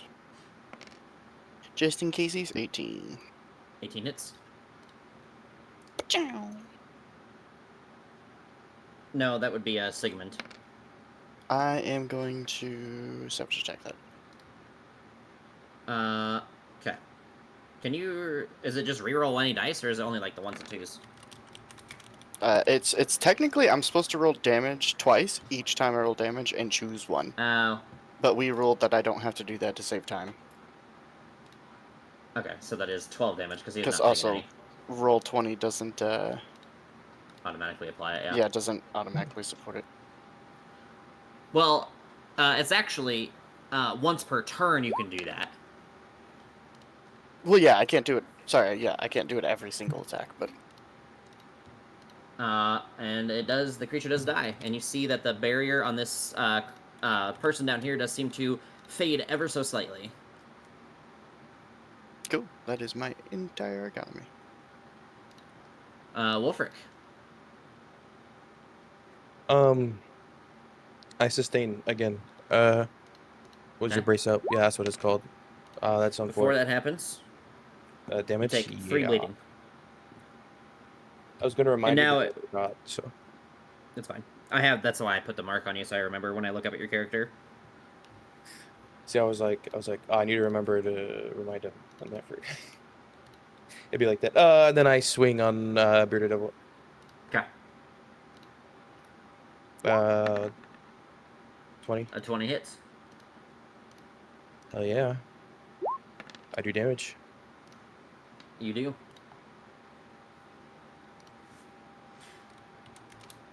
Yeah, he takes 15 damage, and now he is bloodied. He was barely not bloodied before, and now he is.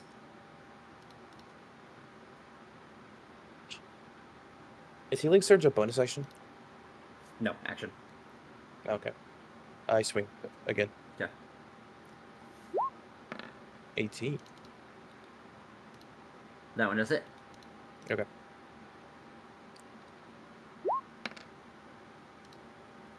$17 damage. Anything else?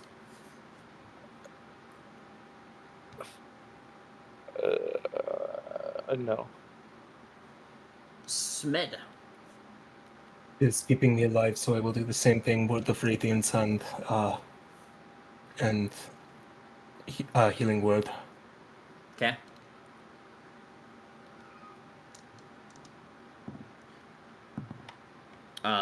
All but the bottom one succeed. So, all right. That's my healing, and he takes 4 radiant damage. He dies. I'm assuming you guys are killing these guys. You don't care that, like... Yeah. Okay. I mean, they Arrows said through it's... the eyeball. I think that was the first guy that it mattered. Everyone else, you guys have dropped below 0, but he dropped to 0. But I was using magic, so magic kills, correct? Yes. But it was just more of like it Yes. came up that like something happened, so I was just Correct. curious. Sorry. Before. No, you're good. I was just making sure before. Mhm. I just assumed that you guys are murderizing them. I mean, I should assume, considering who we are. But, you know. And was then that- you see the barrier fall slightly down again. From this, what the fucking Jesus. Was that healing to me? Or... No, that was to myself. To Nope, that was to himself. Okay. He doesn't give a fuck I about was you, like, buddy. I wasn't sure. I I Wolfric in there I somewhere. have been surrounded, and they've been picking Yeah, off the that ones attacking you, but I was handling these ones, so I'm focused on myself for right now. Sorry. You're an evil character. Don't apologize. Stop that. Anything else? When Jimmy's forced to be evil. Yeah, Sorry for I being know. evil. He can be a dickhead, but he can't be evil. Yeah. Anything else? No, that will end my turn. This person is going to look around, and then is going to...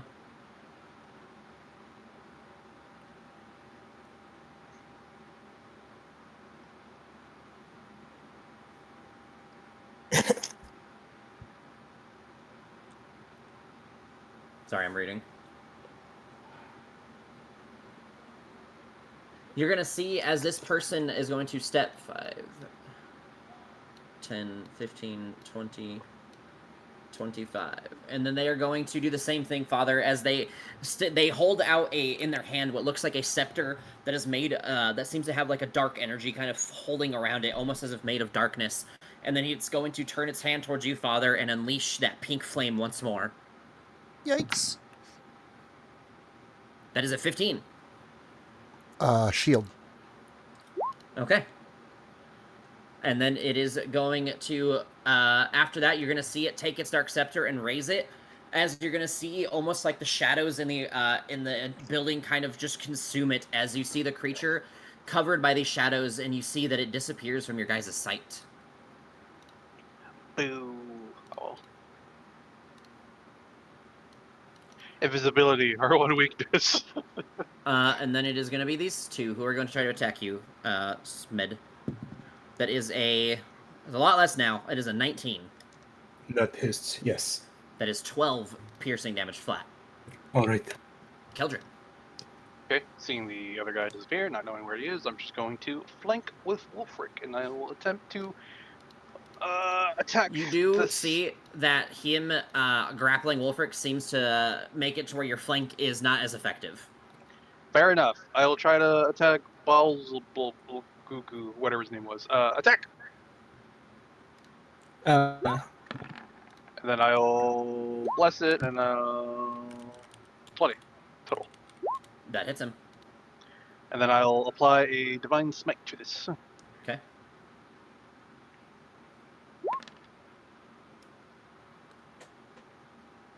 I can fucking figure out where it is. There. God damn, I rolled fucking low on that. Jesus Christ. 13 total. Well, good for you. He had 1 HP. Fuck! That's the second time that's happened. I think it's the third time that's happened, actually. Jesus Christ. Alright, whatever. Anything else, Keldrin? That was 10 feet of movement. I'm gonna try. I don't know where he's gonna be, so I'm gonna try to spread out in case he does something crazy. So I'll get right there, and then I'll end my turn. Father. I would like to take this opportunity to use my bonus action to cast a healing word on myself.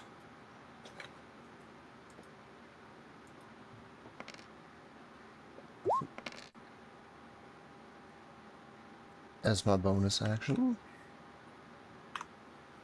And then for my action, I would like to use the influence action to speak into the void. Okay. You have but 2 servants left, and yourself. I can see you've turned invisible. I think you feel the tide has turned against you. Perhaps it is time to end this squabble. I feel you have seen our powers. What say you? Truce? You can make a persuasion roll. And then I have a question. Do you think, what is the reason for the father trying to get them to surrender in this condition? Is it just because that's a good victory condition, or do you think that he's doing it because he's afraid of dying? I don't necessarily think that he's afraid of dying, but I do know that, number one, well, the father knows that we're not supposed to kill people if we can avoid it, which, whatever, this was a contest to the death, and they said they wanted to die. But I'm trying to avoid full-on casualties.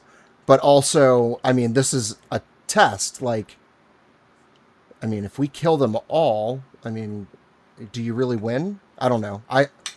I'm also hurt. I think it's a good idea to just stop the fighting. But that's where the father stands. So anyway, here is my, you Bardic said inspiration. persuasion. Actually, you can't use it yourself.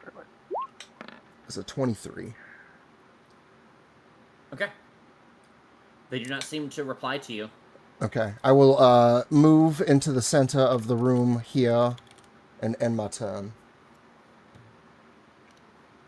Give me a second, sorry. Alright, Null, it's your turn. I will.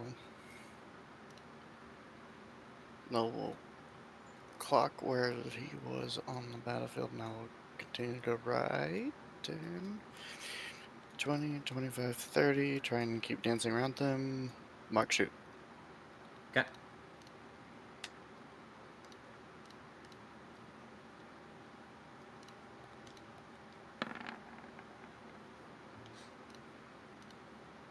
Definitely That gonna hits. reroll that. Aw, come on. I mean, he is like 4 HP, I think. Much So good. let's keep it dry. Does it let you... Hold on. This is something learning about. Does it let you reroll all of your damage dice, or just... Once per turn, when you hit target level, you can reroll... You can roll the weapon's damage dice twice, so no. Okay. Yeah, so I can't Yeah, but- reroll Hunter's Mark. Or Colossus.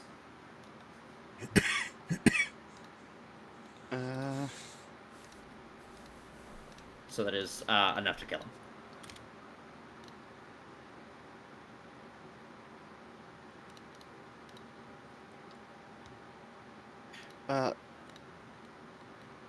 Is the only for further clarification, it says when you hit a creature with a weapon, the weapon deals. So would that not make it weapon damage? That is Colossus. When you hit a creature with a weapon, the weapon deals an extra 1d8.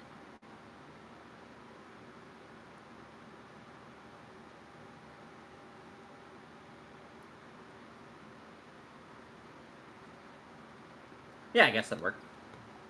Okay. But yeah, I can't reroll the fuck Hunter's spell. Mark. Hunter's Mark. Yeah. And that is my entire economy. Fantastic. Wolfric. Uh, Is this guy by me is alive? yeah. I mean, there's an invisible person around here. Mhm. But his action or not action, healing surge, right? It's your hit die, but is it per? Do you add your con mod Yes. to it? It's just right And is roll it and per regular hit hit die? dice. Okay. Yes. Well, then we'll do that because I'm likely not maxing that out.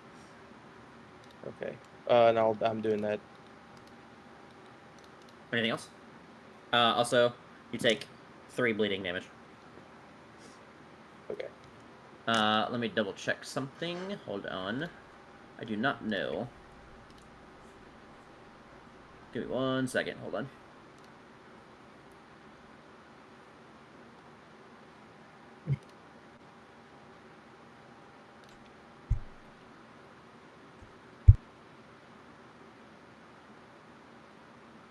Your bleeding condition does end as you regain those hit points.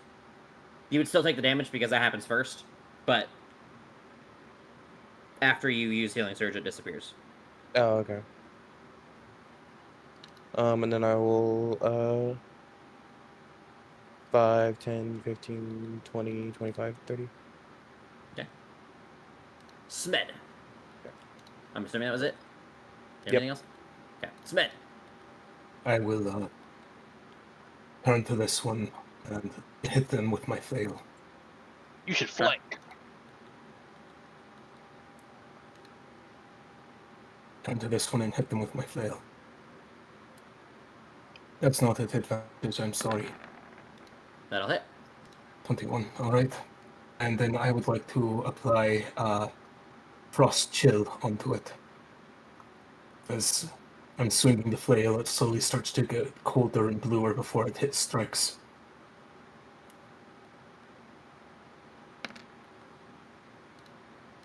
The creature falls dead.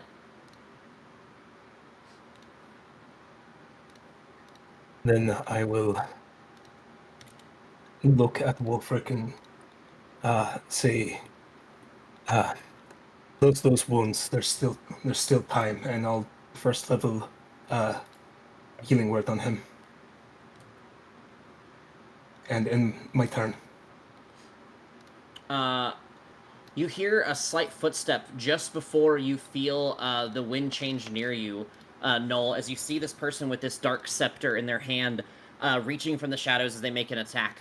And it seems as if the darkness in the area itself is what seems to conceal or hide them, as if they're able to, like, turn the shadows of the area into, like, a barrier for themselves to hide amongst it all. And then they take this scepter and they're able to make a first attack against you at advantage. And then as they unleash this attack against you, they say, "Now, what kind of host would I be if I were to allow such a trivial end to our trials?"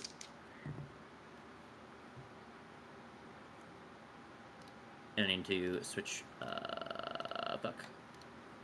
Stat there we go. Alright, that is a 21. Hello? That is gonna hurt. I assume. This is, ooh, wow, 17 psychic damage.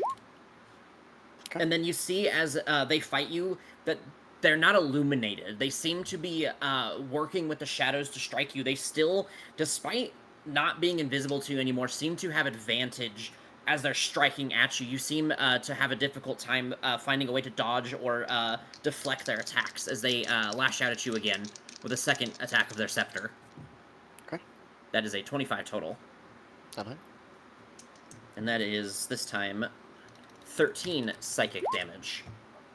And you do see, like, their shimmering barrier that they had from their allies has seemed to dissipated. But then you see as they hold up their scepter again, and you see that they begin to absorb the shadows to them again as they once more disappear. Okay. And then it would be Smed's turn. I'm sorry, Keldrin's turn. My brain, I didn't move the thing earlier. Keldrin. Okay.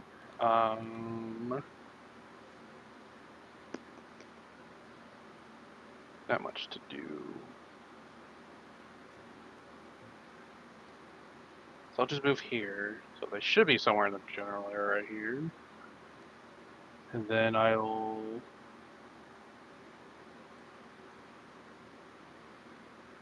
No, this makes sense. I can't, like, stow a weapon and hold an action to throw something. I can't, can I? Or is that because it's stow and draw? So, yeah, so if you don't have any sort of feat that allows you to stow and draw, it would take an additional action to be able to do the second action. So if you have to stow, you cannot draw. You would have to drop weapon, which means it is an object interaction to pick it up the next time, which it's just a little weird and awkward, but that's the only way you can do both in the same turn, is dropping and then drawing. But if you stow, you can't do anything else. So pretty much if you drop your weapon's on the ground, which is obviously like a hazard for people picking it up and all kinds of other shit, but... Okay. And that... Well, this is going to be weird. It's going to be weird interaction. Okay. I'm going to hold my action to cast command if they are in range. And I'll tell them to grovel. And then I'll tell... Two things. Yes. Before we commit to it, just to make sure you're ready for this. One, holding a spell holds your concentration, meaning it would break bless. Oh, break bless, you're right. Secondarily, if you do this, you're still holding the spell. If you do not meet the condition, your spell slot is expended. True. I don't want to drop. So that's the other thing. Yeah. So if you want to do that, you can. I just want to make sure you know the implications. Yeah. Because I'm trying to get a little bit more strict with spellcasters to bring back the power of spellcasters. Because we are going to do a lot more 220 campaigns. True. Yeah. So I'm trying to be a little bit more rules as written with spellcasters. Okay. Then, in that case, if they go within melee range with me, I want to strike them with my hammer. Okay. And I'll tell everyone else if you have a way to track this being, then do so. Otherwise, ready to attack. And I'll end my turn. Father Renee.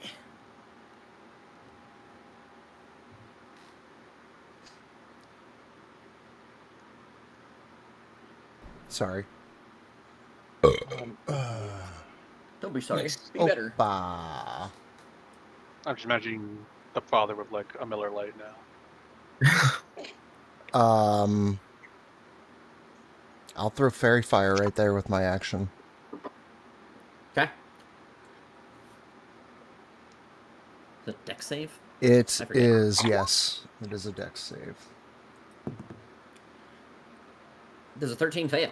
It does. Give me 1 second.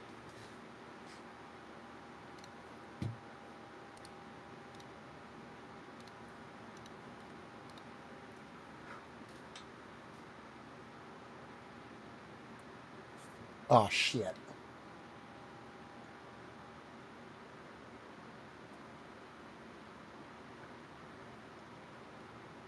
Good placement, dude. I figured he was somewhere in that general. It doesn't linger. You don't have to do that. Go. It's just a burst. And it goes away. Yeah. Unless there were any objects in there, which there's not, so. Yeah. Then the objects would also just be illuminated. Yeah. Like that dead body next to them. Yeah, they're technically an object, but I'm not going to do that. I don't give a shit. That body's special because he glows. If it was bright light, I would do it for different reasons, but it's dim light, so I don't give a shit. Alright, so that's action. I don't think I have So, yeah. quick clarification, because this is going to be a weird thing that's going to happen in a lot of the stat blocks that I run. It can't benefit from the invisible condition, which means it can't go invisible like you guys will still be able to see it. It doesn't get advantage on attack rolls from invisibility. But if it uses its ability that makes it go invisible, it can still gain effects in its stat block if it is reliant on those things. Not if it's reliant on being invisible, but if it's reliant on, like, an activated ability in its stat block that also gives it invisibility. If that makes sense. That's just more of a clarification. Yes. I don't think it's going to happen here. I don't think there's anything like that. But in the future, I just was reading and thinking. Okay. I'll take some movement.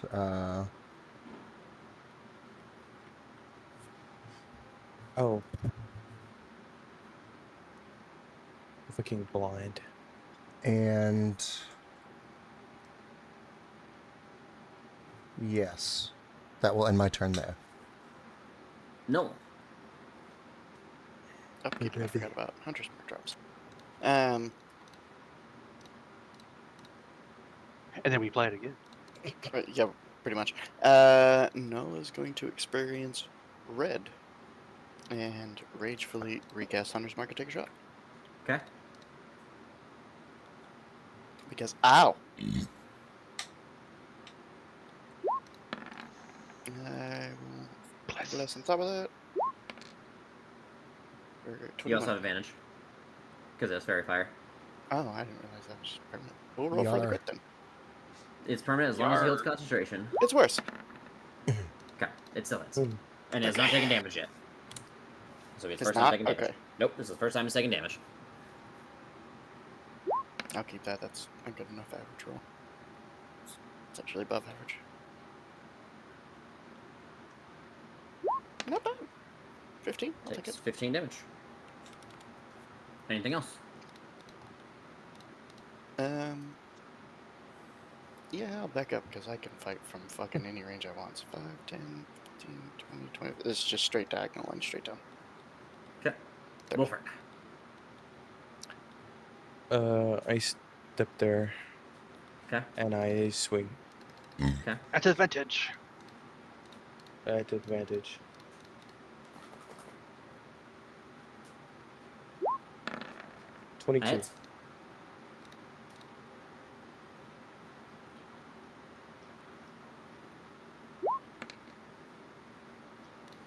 $13 doesn't seem to resist your weapon. Cool. I should have said that for null too, but you know, I don't know. I didn't think about it. Yeah.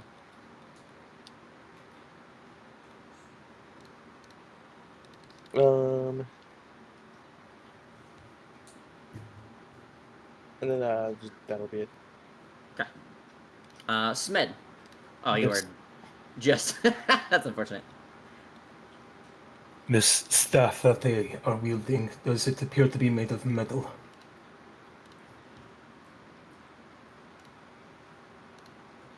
I'm gonna let you make a perception check, but it seems to be made out of like a weird dark energy, so it's really hard to tell. So you can tell that like discerning that information would take the study action, and it'd be kind of difficult to tell Then, on the fly in combat. and I will not waste this opportunity. I will get here and I will swing on them with my flail. Okay. At advantage with bless. Mm-hmm. Thank you, sir.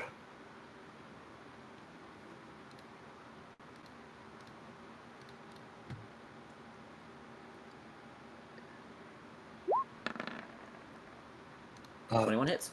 I will apply a Searing Smite, my Frost Chill, and Strike of the Giants. Okay.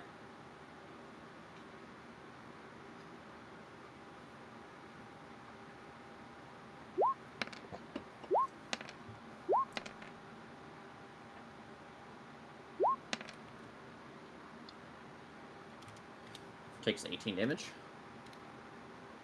And lose 10 feet of movement. Okay. And that will end my turn. Is Searing Smite a save for something?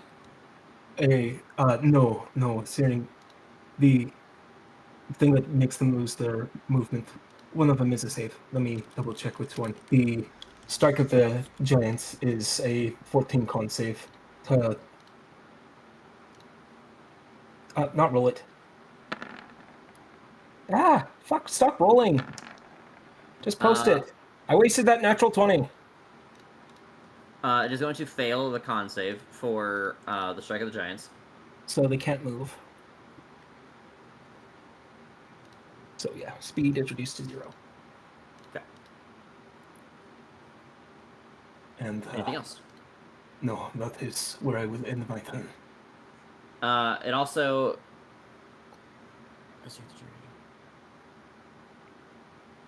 At the start of each of the turns until the spell ends, the target takes 1d6 fire damage and then makes a con save. On a failed save, the spell continues. So it does have to make a con save first. Smite. Smite. All right. I am He's sorry. gonna fail. I am sorry. I forgot about that part.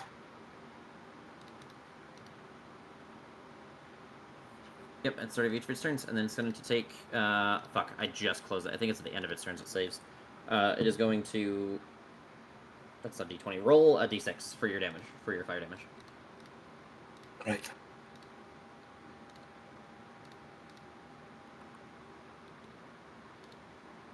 One fire. Okay. And then I'm going to roll this while it's on my head.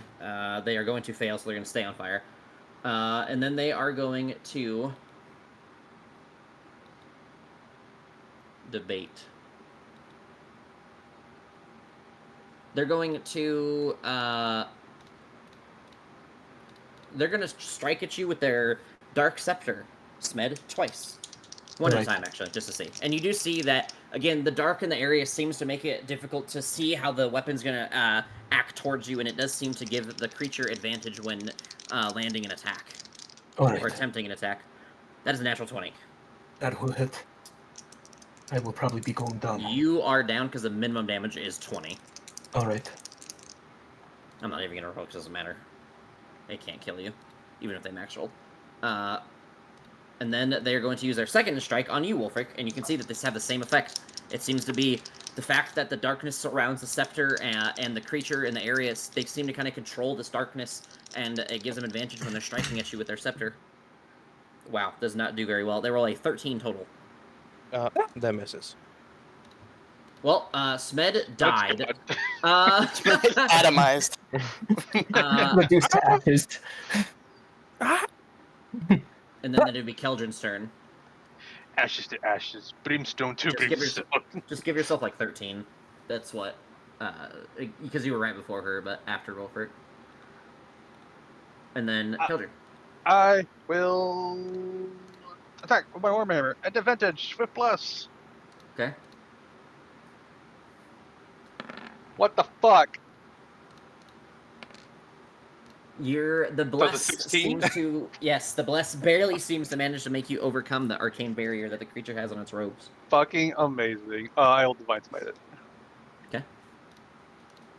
It has 5 HP left. I That's what he did. swear. It had 2. I'm just kidding. No. 14 total.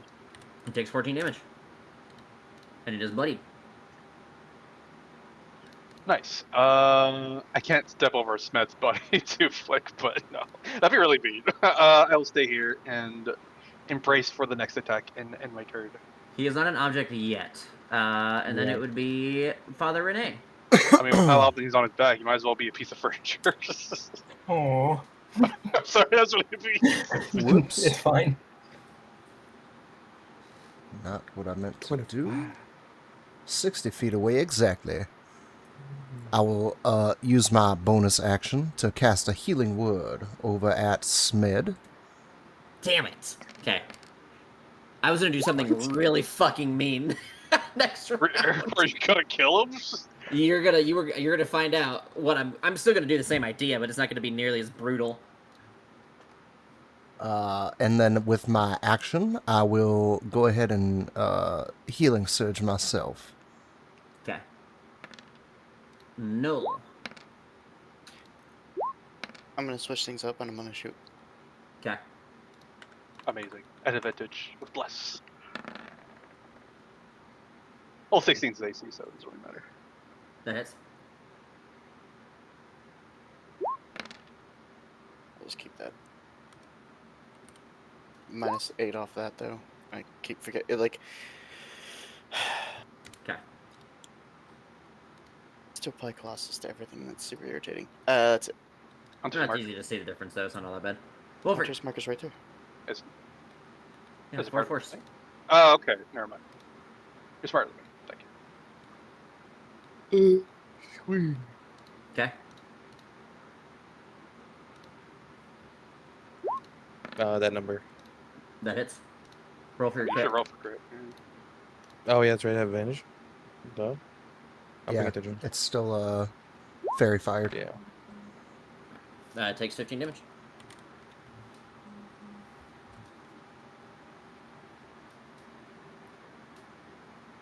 I'll just next. Yep. I'll just kill this thing. What'd you say? I said next. We'll just. Yep. All right, Smed. I will stand back up. And did this healing happen where I get an action or no? It happened in the same Top of the round. turn order. Top of the Yeah. round, On 4. So you got up the same turn. So I mean, you can heal yourself if you have any more healing. So you have a bonus action, and then if you want to stand up, it's half a movement. yeah, I will stand up and give myself a healing word. Okay. And then I will end my turn. She's I'm gonna say she for a few reasons. I've been mainly voicing it, but they're going to they're gonna reach their hand out, and they're going to like reach their hand towards your face for a moment, Keldrin. I need you to make an intelligence saving throw. Ooh. Okay, I get it blessed at least, so there's that. Okay. 17. You manage to overcome it, but as the creature touches your face, you feel as this glimpse in your face makes you react, where you feel like if you had failed, you might have swung wildly and attempted to attack one of your allies. I would have done that for free, baby. You see that she becomes a little infuriated and takes her dark scepter and attempts to attack you twice, Keldrin. Assuming I don't crit you and down you in the first one. I know, right? I gotta stop talking. Okay, let me just put my HP at, like, 0. Is that okay with you? That is, 32 psychic. Okay, I'm down. And blessed drops. And then she is going to turn and try to attack Smed with her dark scepter. That's another natural 20. Holy Are fuck. you fucking kidding me? I need to put away the smoke die. It's back to the good party. 25 psychic damage to you, Smed. Alright. And then that ends her turn. Keldrin, make a death saving throw and explain to the party what it looks like. And then once he does, it'll be to Father. Oh, wait, I don't know what I rolled. What the fuck? What is that? There's you got a secret roll. Here, I'll tell you. I'll tell you what you rolled. Give me a second. Yeah, I discovered that. Oh, as this creature gets angry and fells me, you just see Keldrin cough up a bit of blood as it hit him really hard. And then we move to the Father.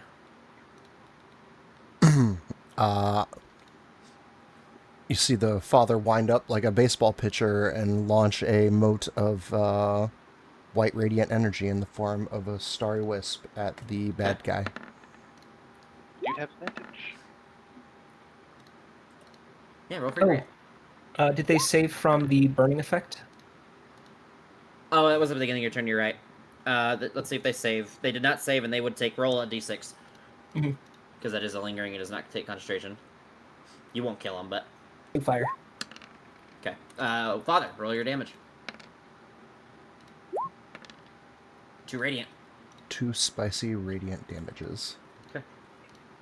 Anything else?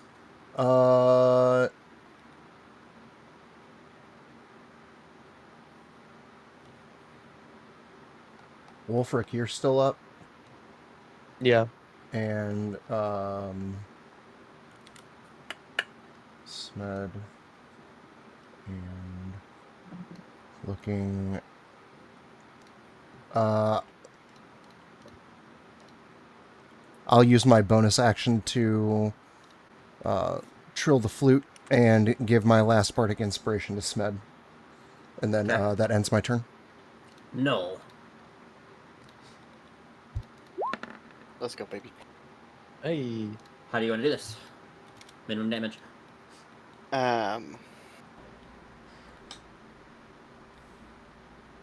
So I think it, like, experiencing red draws the drawstring back even further, almost to the point of, like, snapping the string that Smed just fixed.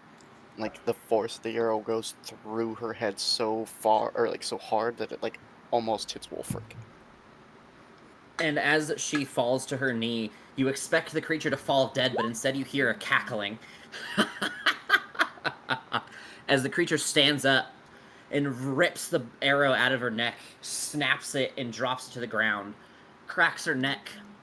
And then you see a flame begin to ignite over the creature as her robes are replaced with a deep armor. Her small, tiny, serrated blade becomes a large war axe, and you see her horns enlargen as she looks like this. It was a ruse, boy. She Oh, was the problem no. the whole time. Oh no, she's hot. Yes, then the she fire s- is quite painful. She slams it on the ground, the war axe, and she looks to you all and says, "Impressive. You all are indeed worthy."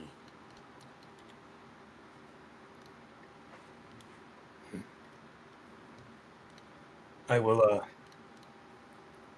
look at Keldrin and just say, "Get up," and cast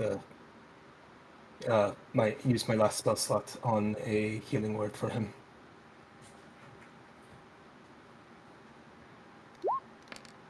For minimum healing. Fuck me, I guess. It's all fine. Jesus Christ. She begins to walk away from you guys. Do you guys attempt to stop her? She knocked the fucking wind out of me. Hell no. I'll call after her and say, so shall we tell Igram we have your support, or? You may speak to Igram with more intensity than that. You can tell him you fulfilled my desires and whims for what we thought was coming. You rose to the occasion more so than I assumed. And for it, Igram will see our alliance.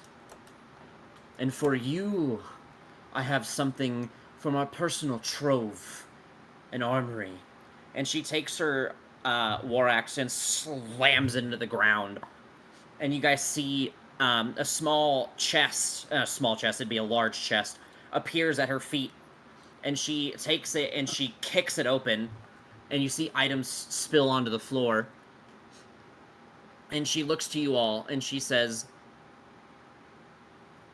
"I think each of you will find something of great use here." And then give me like a couple minutes to send you your items that you each get, and you guys do automatically have these identified. I'll look at her. Sick. Will we see you again? I am unsure. There may be a time where I am called to bring slaughter to you. What is your name? Hold on. Is the name that's there Kekai Kotaki? Or is that something else? What? There's like a little name in the image. I don't know if that's like the artist or like. No, that's the artist. It's a Magic the Gathering card. It's called Demonic Gifts. Give me 1 second to find the names. Because I have to I come like up your with it, hair. because I was not ready for this.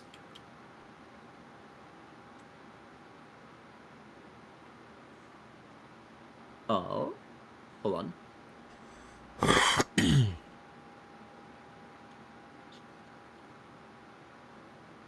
be right there, I think. Give me a second. I'm looking for naming schemes.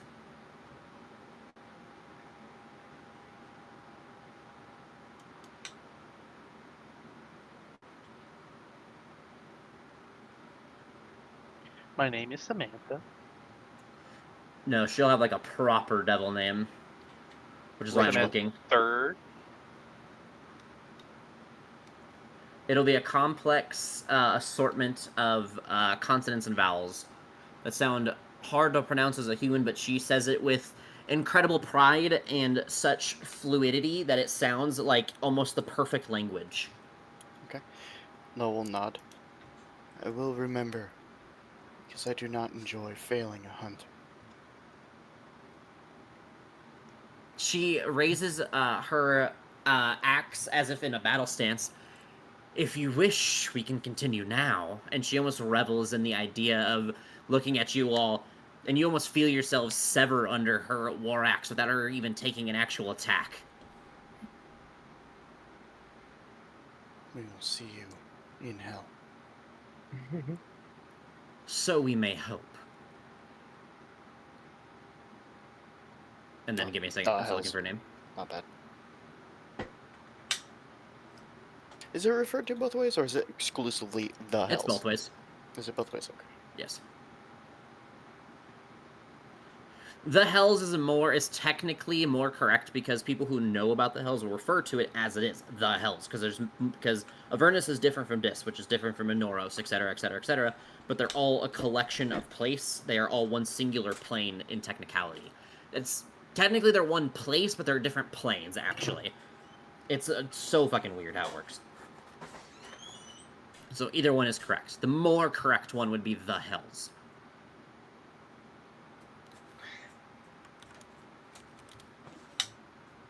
I thought I had a thing that told me about names. I mean, you can always message it to me later. It's just, Null does not like to not get his target, but he's also not stupid enough to fight her right now. Do we have a moment here? Take a pee break and such while you do the items and whatnot? Yeah, that works. Cool.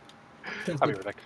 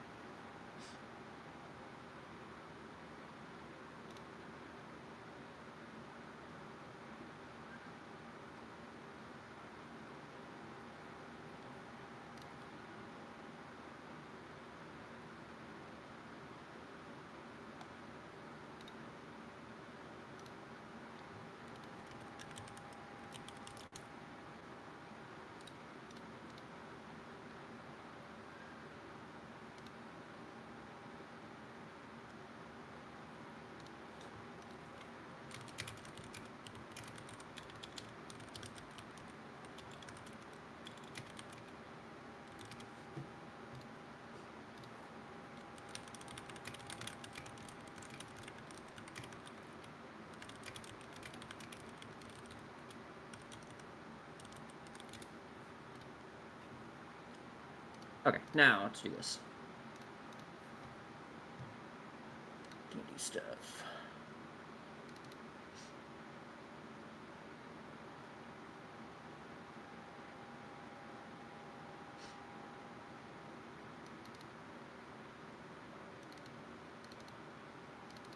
Okay. And then if I look at my table,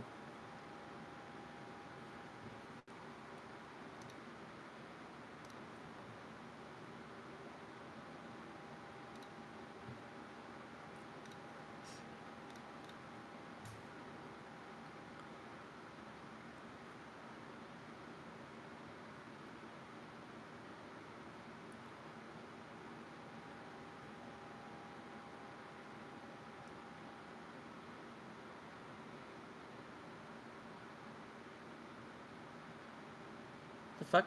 Did I not save it?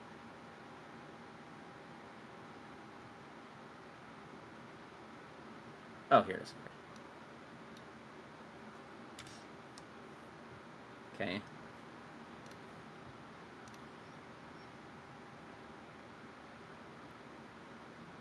Got that. I try to keep thematically inclined, just so you guys know, but I may have missed the mark a little bit on some of them because at this level, if anybody's here, I feel like I'm talking to myself. Yeah. Nope, I'm here. You're chilling. I enjoy new item.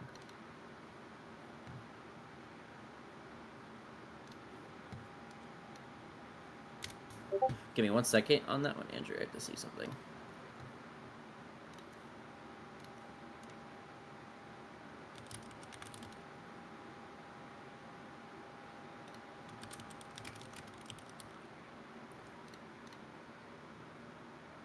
Nope, that's it. Okay. Never mind. You're good.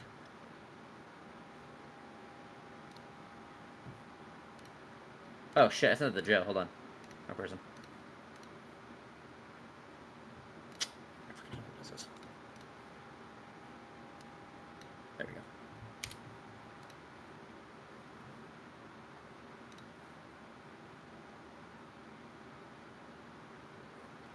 There it is. The father was like the hardest one to find something for, so I hope he's happy with what I give him. Just in time, I just got back. 10 million gold. No. All right, Lewis, are you here? Sword of sacrifice. No, he's not.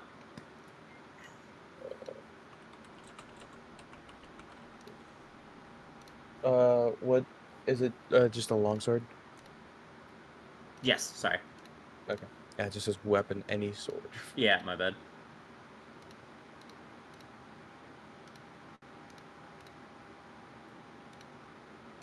Do I even need to? I'm gonna take a piss, really quick. Since I Okay. sent everyone except for Lewis need to get his figured out.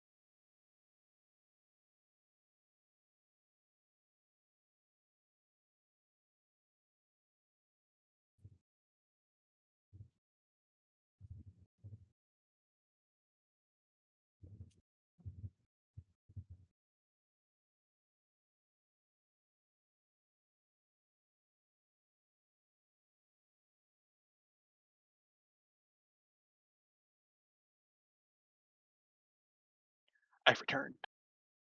Welcome back. Johnny just left to use the restroom, but when he's back, he's going to discuss your item with you.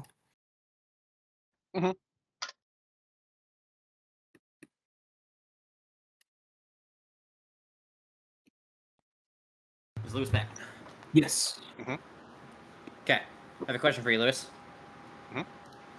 I have 3 items that I chose between for you. Fun.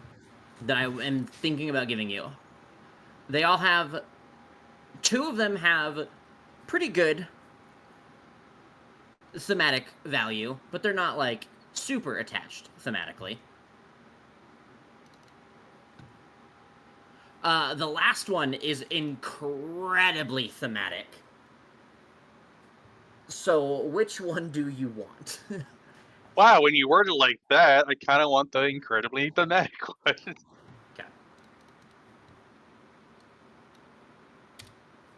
So as your item rolls out, as 4 items roll out, Keldrin, you see that one is missing. One that seems to call its name to you.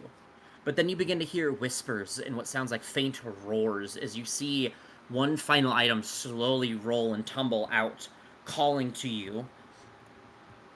As you see that item roll. Okay.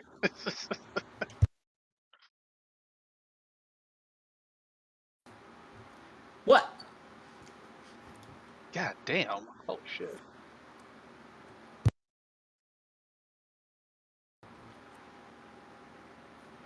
It's a pretty good picking it item. up. Yeah, it's pretty good. Damn, this makes my drag breath look like goddamn fucking shit. Holy crap. Sorry, buddy. No worries. As soon as I saw it, I was like, look, it's gonna be thematic, but his breath weapon's useless now. Unless he's like out of resources or something's like weak to fire. Does anyone have... Oh, also, you guys level up. Hooray. Nice. My dice is now a D8. Oh, I don't know. I'm fucking still rolling on the GM. Does everyone feel like the item fit fairly close? Yes. Sean and Joe, yours were the hardest ones to get something super thematic at this level. I have some I cool was stuff for you actually guys typing it later. as I was reading it, so I haven't even read the whole thing yet. Hold on. I just have a little bit to go here. You guys was the hardest. Later, you guys have some cool stuff that I'm going to give out to you, but unfortunately for now, I don't have anything that's super thematic at this level.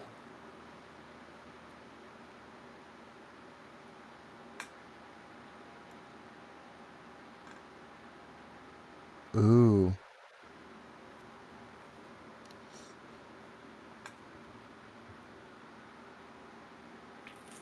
Yep, that's super good, actually. Thank you. Wow, that's really good for me. It's the closest thing I could find that was actually thematic to your character. I mean, just having the ability to cast Hypnotic Pattern with it is amazing. Indeedy. And the Silver Remember, Tongue lines they up use with... their own save DCs. And sorry, what were you saying? I was just saying,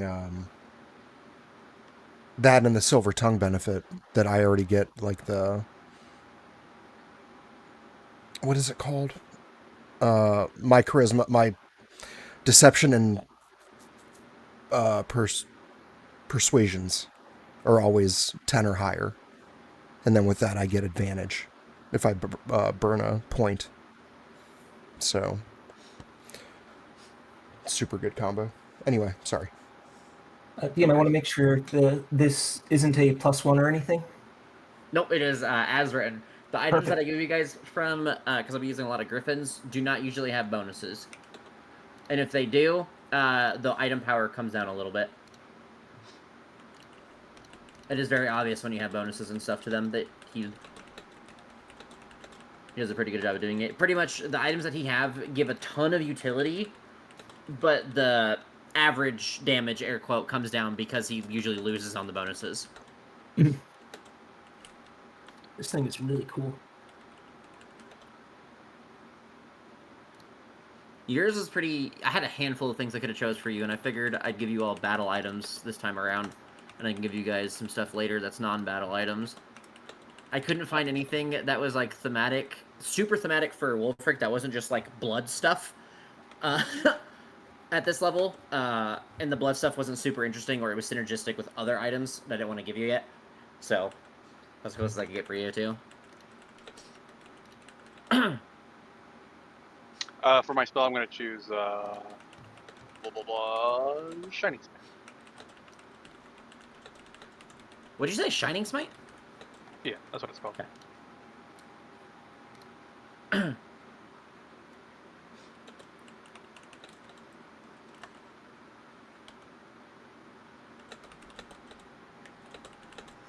Well, I gave you guys a couple of ways to deal with some AoE enemies now, so... Yeah, no shit. Oh, I can't wait to use it. Once everyone gives me their stuff, I will... Sorry, I gotta level up. Let's see. No, you're good. I just want to make sure everyone's good. This is a very wordy item. Boo. They all are. Everything I give Oh, you yeah, I from figured. Griffins is going to be like that. I feel this is more fun than giving you guys simple +1, +2s and shit.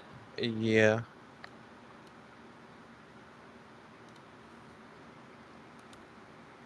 Yay, I get Bardic Inspiration on short rest now.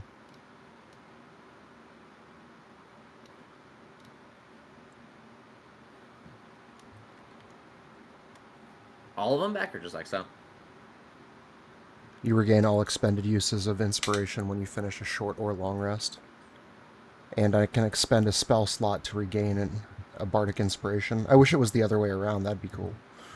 I think maybe I get that later, but right That makes now... you strong. Yeah. Especially at these levels.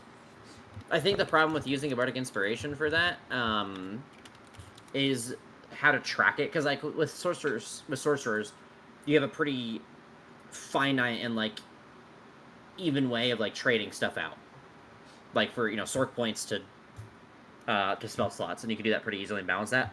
For a bard dice, it's kind of hard unless you treat it like the what are they called? The channel divinities where you can get, or the wild shapes where you can trade those out for spell slots, where it's like you can only use it on a maximum of X or whatever.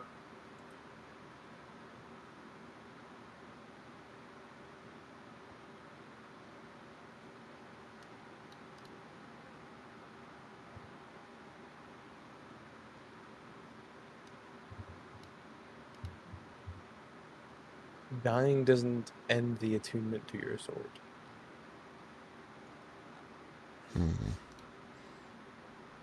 That's something I've never tracked before, and I probably won't for for most campaigns, but some campaigns I will. Dying does unattune you from your items. Oh. Yes, it is a very... In D&D, dying is a lot more dangerous than it's normally treated. Like dying or especially going in my games. unconscious, like going down. No, dying. Dying. Like, if you... All 3 failed saves. Like, if you're in combat, all 3 failed saves go off, and someone revivifies you, you're now unattuned to all of your magic items.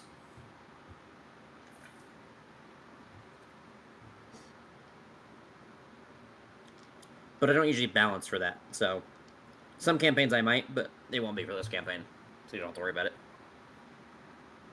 Your magic lingers in your items for long enough. You leveled up, and I gave you an item. And her name is in the thing. I thought I put it in my notes. Because now we'll hunt her down eventually. In about 17 levels. Break the cap, I'm going to level 21 first. She's tough. Hence the 16 levels. I feel like you could fight her in 13 levels. Okay. In 13 levels? Yeah.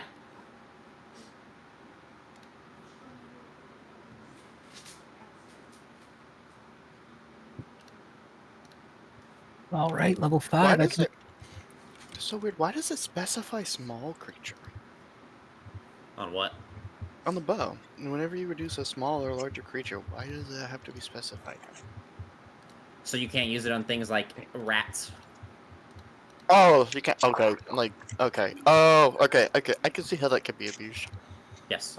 He overwords a lot of things to make sure that balance is kept so people don't try to cheese his items. So yeah, so people don't try and like rule lawyer stupid shit. Like, got it. Yeah.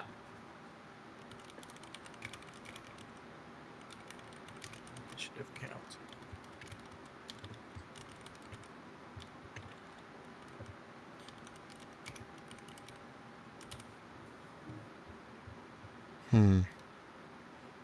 Do you get any additional spells this level? No. I actually, we just hit 5. I'm sorry, I missed Yeah. that. Did we level up? Yeah, I Yes, get you second level level up. spells. Do you have a question, Joe? Sound like you did. No, I'm deciding. I really like Liamon's tiny hut. Pretty sick bow. I know. Oh, did you say pretty sick bow or spell? He said Yes. bow. Bow. But yes to that spell too. That's a cool spell. What else is the spell? Yeah. Are But you allowing that in this campaign? Yep. Okay. There will be implications, don't you worry. There's something else I want to take, though. I really want to design more items like this where the charges are kind of like flowing rather than here's the set amount you have for the long rest. I need to steal this wording on some stuff. Also, Mr. DM, sir, these spells I always have prepared due to the subclass are Blind Deafness and Shadow Blade. What was the first one? Blindness, deafness? Yeah, Blindness, Deafness. Okay. Shadowblade.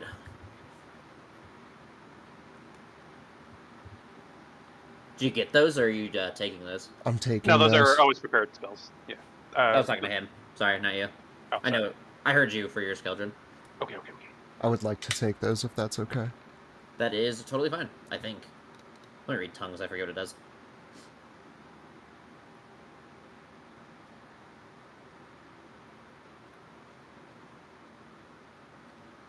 I'm going to have one caveat to this one, to tongues, just for you to know. There is going to be some, we're going to call them unique versions of languages that tongues would not interact with. So, I'll just say it right now. There is infernal, and then there's high infernal. They are very similar, but there is differences enough. And high infernal is only used by the utmost, most powerful, noble, strong, intelligent devils. This spell would not interact with high infernal. It would probably get some like stuff, but it would be like a translation error kind of thing. Like you might miss a few words here and there, or it might mix stuff up because of the confusion of normal infernal to this. That's fair. You're used to speaking in an English accent, and then you go to Scotland for the first time, and you get one of those drunk Scottish guys talking to you. I can't think of any other this campaign that'll happen in, but that's just the only one I can think of. But there might be other ones like it, just in case it comes up. Call them like ancient languages or something. We have 3 heavy armor wearers, right? Seems like it. But I don't know if Scott wears heavy armor or not. I can. I just don't own any heavy armor yet. You plan to? I do plan to, yes. Skip and pass without a trace. Aw, come on. To be fair, the plus 10 does negate a lot of that disadvantage. Yeah, I mean, the plus 10 does help quite a bit. And it may be what I pick up because, like, I don't know. I'm trying to do a lot more, like, kind of, like, more physical things with null spells rather than just, like, straight up damage or something like that. Silence would be good, too. One thing you got to be careful of with hunters is concentration. It's they're also one of those concentration heavy classes where concentration. I've really noticed fucking Jesus, heavy. They like real heavy. druids, paladins, clerics, and rangers are the 4 that have the most concentration. Usually have it divided up. All the other classes usually can have one important spell with concentration, but then have plenty of options for non-concentration. Whereas those other 4 I mentioned, their best spells to be using consistently are usually concentration. Actually, I'm gonna plug a hole in my build, and I'm gonna take dark vision. Okay. Pick up pass without trace for his looter. But gotta be able to see. I'm sure it's gonna be dark in hell a lot. I guess you're gonna find out, aren't you? Considering you just fought a creature that has. How'd that fight feel? What did you guys think of it? That's a cool fight. I'm good. glad we fucking talked about it. Yeah, it was fun. The ruse of her being the threat was kind of cool. I'm glad the hold person held for like 2 turns. That was probably that probably saved our lives. Helped a it was lot. super helpful. Yeah. It made I think you guys still would have won because how much HP everyone had, but I think it would have come down to like Wolfric and Null trying to fight her one-on-one. Or like one of them fighting her one-on-one. I think she would have downed one of you guys, and then they would have been one-on-one versus the other one. And then it would have came down to that. And I think it would have been really went close. Back to the good party. The plan of having Kelgren smack Smed while he was on the ground was diabolical. I like it. I was gonna have her hit you while you were down. Yep, Mhm. I was gonna have him bring you down to 1 saving throw and potentially kill you. Just so you guys know, these guys, I'm gonna play these characters, not like your characters in general, but like the devils. This goes for good characters. They're going to be brutal. They are going to be mean fuckers. Hunter is the only ranger subclass that does not get spells. It's because they get bonuses in other ways. So does everything else. Yeah, but look how the bonuses work.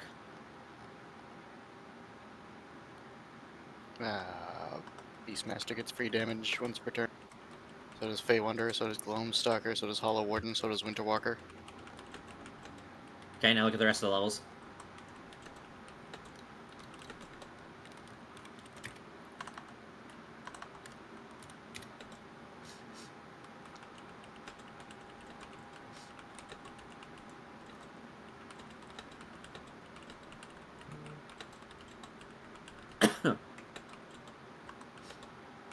It is less damage. It's like a d6 or a d4 more often than that. But that's fine, because Mo was meant to be a physical also- hunter. It's not they're meant to also- focus on spellcasting. They're also incredibly defensive too. That's the other thing, because of their abilities that they get. They have a large mix of offense and defense that's not built from their spell list, which is why they don't get spells. I just didn't notice. I wasn't bitching. Like, I said No was meant to be more of a physical hunter than a spell. You know, I'm not, he's still a half-caster, but you know what I mean. Yeah, I mean. Is everyone good? I don't know if everyone chose spells. I'm good. I think I'm Yep. good. I'm good. What'd you end up taking, Sean? Dark vision. Oh, yeah. Keldrin, you good? Yeah, I'm just typing up the wand into my thingy, so I have it there instead of looking back and forth. So I'm good. To go. So as she kicks the items open and she lets you guys inspect them for a few moments, she leans on her war axe, looking at you all, a little disappointed that she cannot continue the fight. And then she says, I told you if you pass our trial, you may ask questions, and that you'd have answers. So ask away, before I find myself impatient and in need of more bloodshed.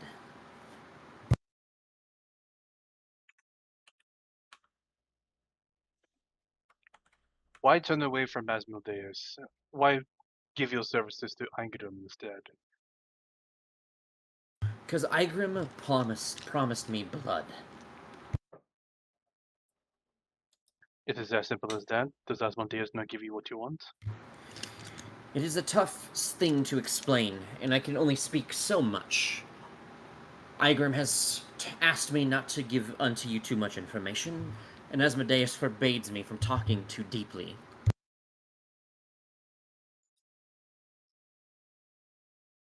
I see. Tell us of the lair that you hail from. I do not hail from a lair. I do not roam Nessus, as you would assume, which is the lair where Asmodeus rules. Nessus is the peak of the Hells.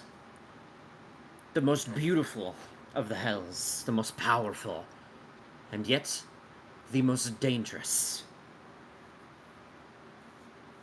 Many things lie within Nessus that would make your skin crawl, make your blood boil. Things that the mere sight of would have you all pissing and shitting yourselves.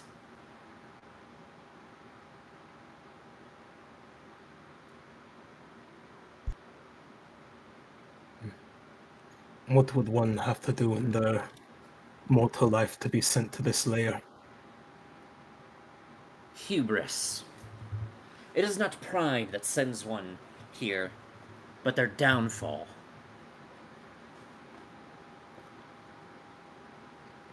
That makes little sense. Can you explain? Because the player's too stupid to understand what the DM's saying there.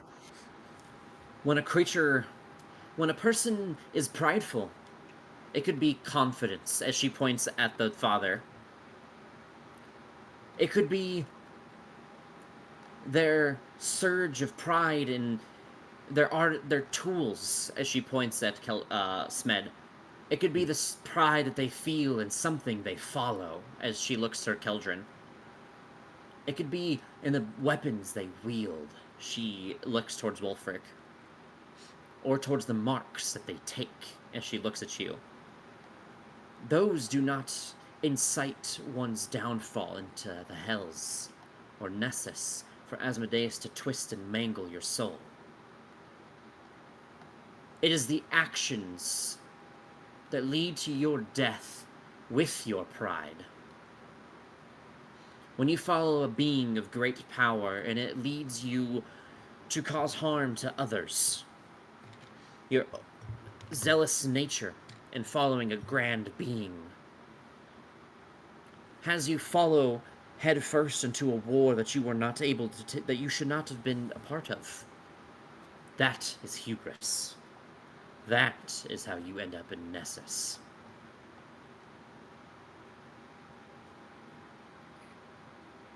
I understand.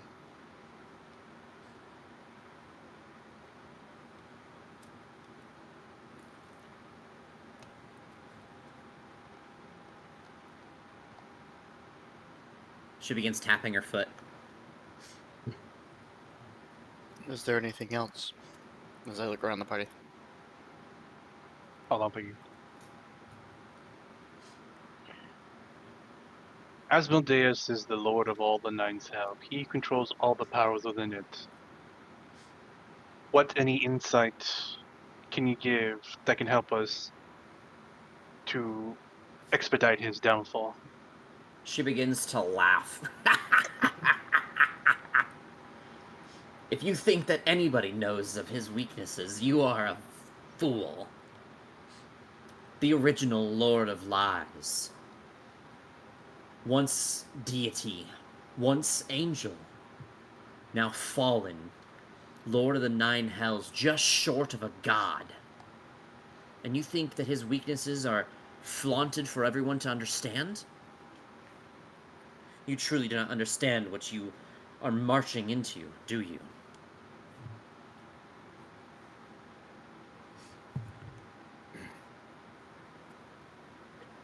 I believe then our time is concluded.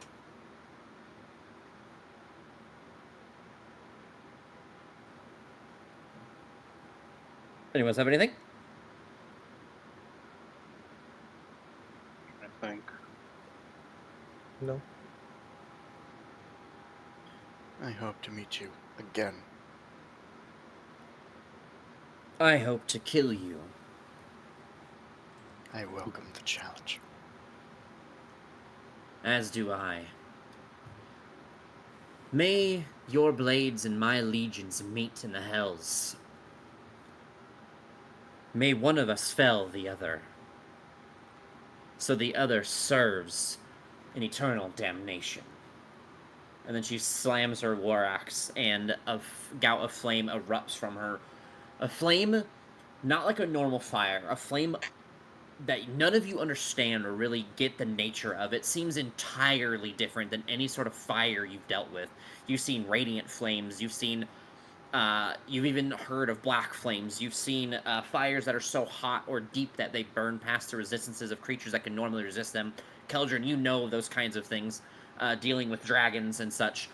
But this is a flame of entirely different composition than you have ever understood. And then she disappears. And then the building begins to feel as it crumbles, and you are standing in now a broken cathedral. Father, Yes. why am I angry that I did not complete my mark?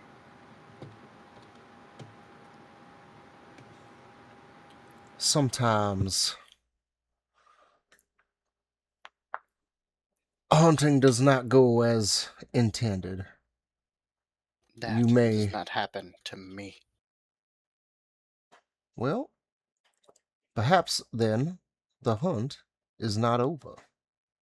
Patience, my child. Patience. And I am not your fucking child.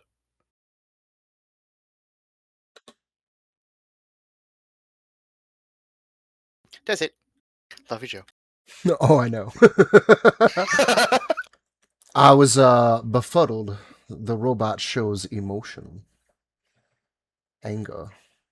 I have it. I do not like it. Then channel it. Focus it.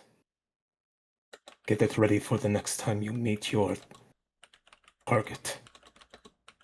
Do not let it take control, or you will die by it.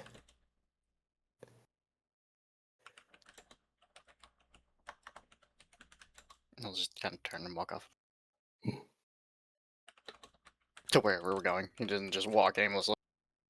Which is where? What is next? Back to the inn, boys. I Unless do you have anything else. I do have a question. Do any of the bodies remain? Most of the bodies, as you finally take a look around, seem gone. Is there any other weapons or armor that is lasting? They Well, just they had wore cloth. robes, and Yeah. and no, there doesn't seem All to be right. anything left over of the creatures. Hmm. I also should explain this. I didn't in the moment, so I apologize. But when you killed the creature with the barbed, like beard, when you cut it down, the creature seemed to like ignite in a burst of flame and then turn to ash on the floor, and then the flame dissipated, and the creature was gone. It seemed the creature was defeated, but not quite slain.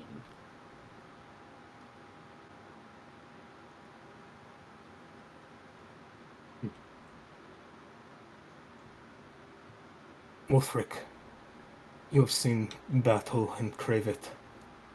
What do your instincts tell you of what we have fought?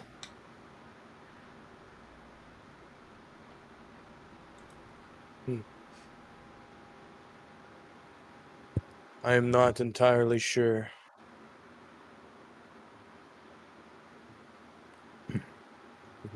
Yeah. They are new beings to this land, after all, aren't they? True. Ones that I do not comprehend, but I am sure we will see more of them, and more of them will meet our blades.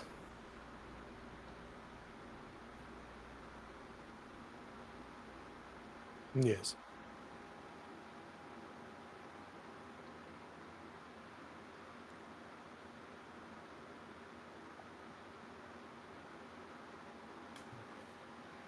Are you guys ready to move on? Yes. Mhm. You Seems guys so. take the time. You guys will long rest after this. You guys move back to the inn. As you get outside, it is a sight to behold. You guys have walked across many scenes of battles, whether small, maybe larger skirmishes due to differences in opinion, as you all may have called them in the past. This does not look like that. This looks like a slaughterhouse. You see heads pinned against walls. You see blood splattered across the floor on the outside and inside. You see people hanging upside down by knives and blades. You see pieces of viscera scattered across the entire place. And as you get there, you smell the stink of rotting bodies all over as you approach. And inside, you see one man sitting there with an impatient look on his face. As you walk in, a man familiar to you all, as Igram stands there, or sits on a chair, surrounded by blood and corpses.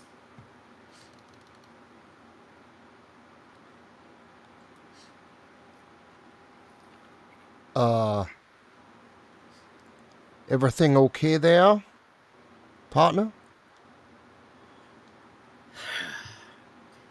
Lucky for these fools here, I was not the one that granted them their deaths.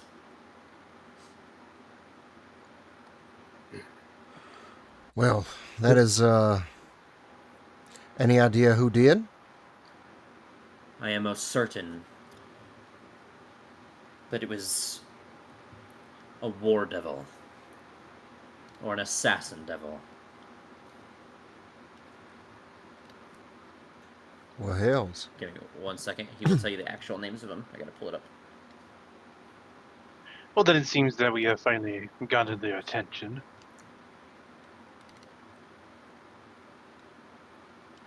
Give me 1 second.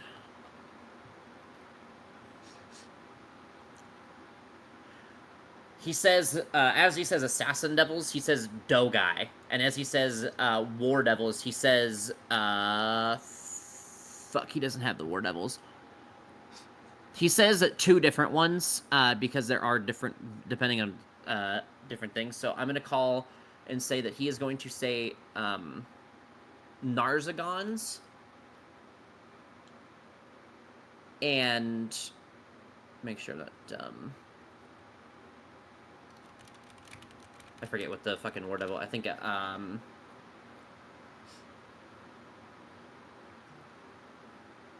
Malebranche.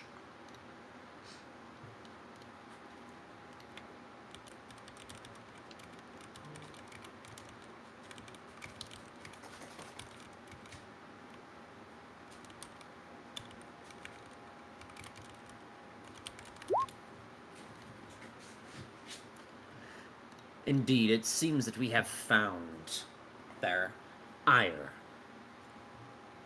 Although it is irritating. This was one of the few places that I was able to gather information to keep us moving forward. Now I have to go collect more agents. Or soldiers. It has delayed my ability to send you where I want. And I have to send you somewhere else now. But before that, I have something to show you, and a conversation that needs to be had. You can ask your questions on the way. And then he stands up and he begins walking, and he doesn't even gesture you to follow him. He just begins walking. Let me ask you, Ivan. All of these cultists were willing to leave all their lords behind. After you were able to somehow convince them that you were worth following, how were you able to do this? Your answers will be found soon enough. He walks to a part of the wall that has a tapestry, like what looks like just floating there. It's ripped to shreds, and he takes the tapestry and he rips it down. And then he pulls from his side that blade that you saw him cut that angel down with. And he stabs it into what looks like a broken plank. And as he does, you see the entire thing begins to glow with a dark, deep red, like a blood color. And then you see that the plank disappears. And then he pulls the blade back, and then he sticks it back on his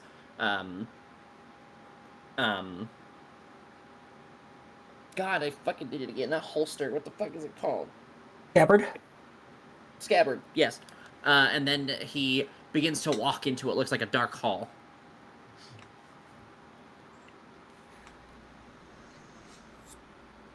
Follow? I follow. Does everyone follow? Oh, Yes. Mm-hmm. And as you guys follow, it's a long, winding hallway. Dark. You just kind of follow the small glows of Igram's wings and eyes as he turns around every once in a while to see that you're still following. And then you arrive, and you stop. You hear his footsteps stop, and you see two torches light. They start with a normal flame, and then one turns a black color, but still somehow illuminates the area, and the other turns a deep red color. And then you see him place his hand on a stone wall, and you hear it begin to shift and open. And then he turns to his side and gestures you inside. I go in. I will go in as well.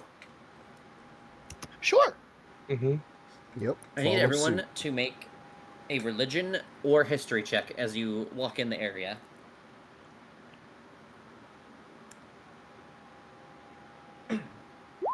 Oops, I haven't made. Okay, well that's shit. Maybe a stealth anyways. check. No. Damn.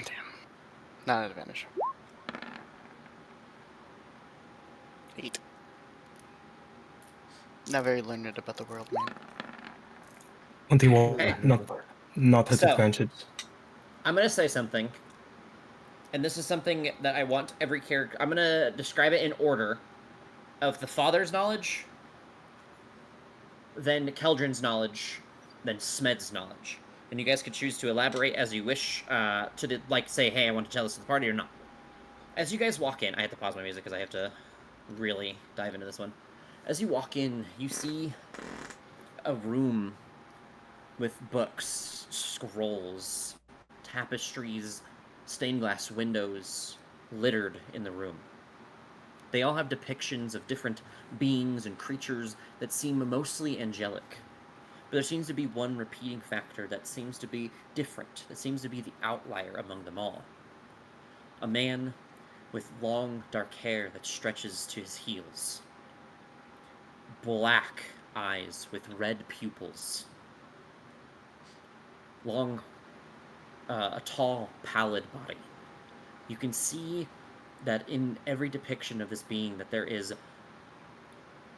almost a bony figure, but somehow that does not take away from the muscle and the veins that you can see coursing through the entire creature. The creature seems somehow entirely humanoid, but somehow entirely monstrous all at the same time. The creature has what looks like on its head scarred into it a crown. A jagged crown. Fuck, I didn't get this ready. Andrew's gonna know. Andrew. I had this. I used something that you're gonna find interesting as inspiration for what this guy looks like his crown looks like. Is it Yeah. Jesus? No. Give me a second. I have to pull this open. I didn't have it ready. It's my bad. Jesus of Nazareth. I'm trying Uh, to think. you see the being always seems to be depicted with an incredibly serious face, as if whatever it's looking at seems to be the target of its anger, of its just malice.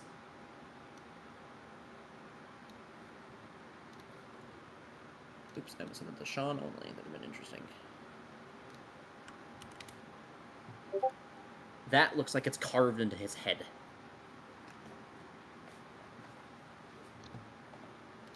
It seems to be a deep crimson color.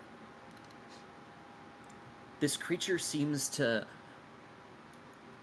be shown with some sort of radiance flowing from it, but despite the depiction showing this creature as some sort of monster. You see different reliefs, different scrolls laid across different tables, and you see different depictions that show this creature standing alongside or against angels.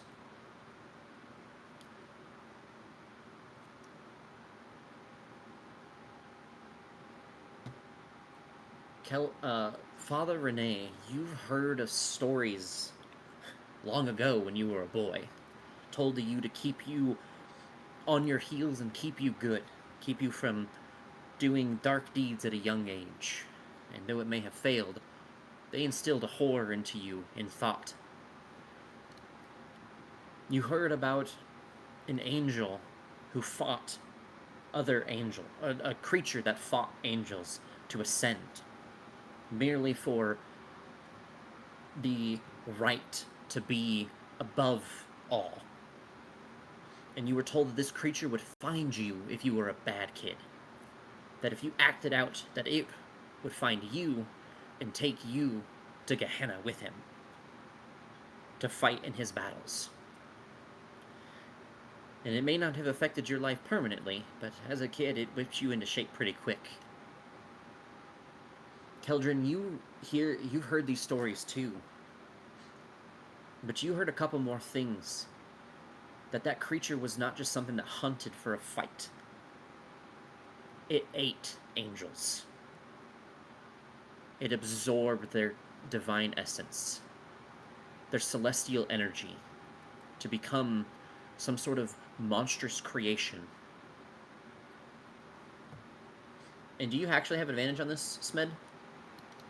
No, I do not. So just 21. Smed, you have heard much different versions of this tale. A man known as the Crimson King. A terrifying presence long ago in the history of Ljos. A man who sought to ascend, to become mightier than the other creatures that it fought. It ate angels so it could become better than them. And when it finally found its own match, it married it and created children. But long before the Crimson King was known as the Crimson King, he was just a terrifying presence an insanely powerful mortal being. The first and only being in Ljos's history to single-handedly stop a fracture.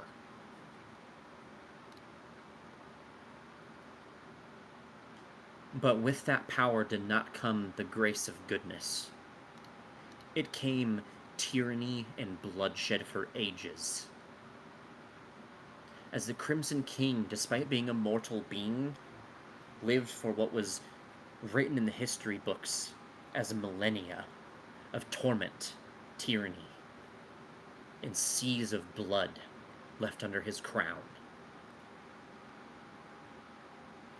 And when the Crimson King could no longer find on the mortal planes a being worthy of his ire, of his blood, of his claws and fangs and sword, he reached to the heavens to rip wings from angels until he consumed enough celestial energy to become a celestial being, a maliced one. But it allowed him to ascend to an area that allowed him to be manipulated by gods to stop his threat to Ljos.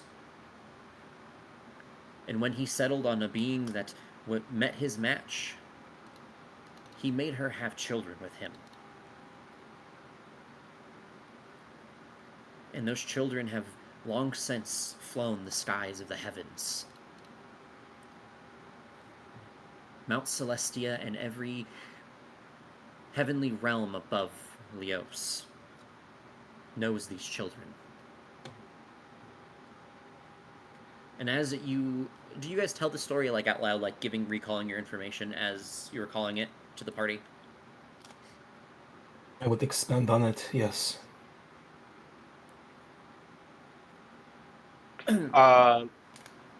I assumed I would have said the part that all I knew was it was a creature that ate angels and essentially tried to absorb the essence, and then Smed would have expanded upon it, since it seemed like he knew more than me. Indeed. And as you kind of get to that ending of what you know, Smed, Igram walks and he places his hand on one of the stained glass windows depicting the creature looking directly at the stained glass, or somebody looking at the stained glass. He says, "And those angels' names are known as the Shine Good line."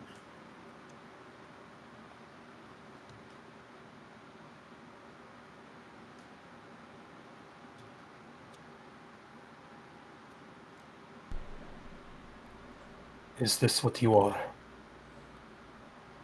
No.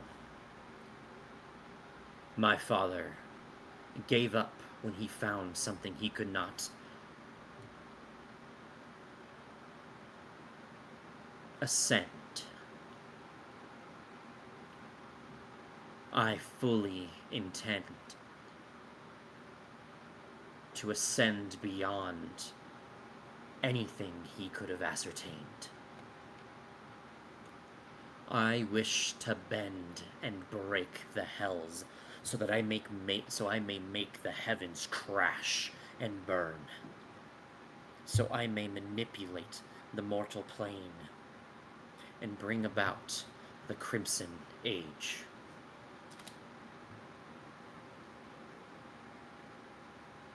My father single-handedly stopped a fracture so he could rule the world. I intend to make one. You intend to make a world. A fracture. Oh.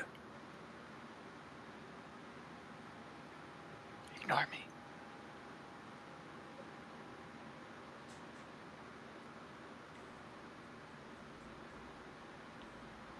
I do not understand why you require us.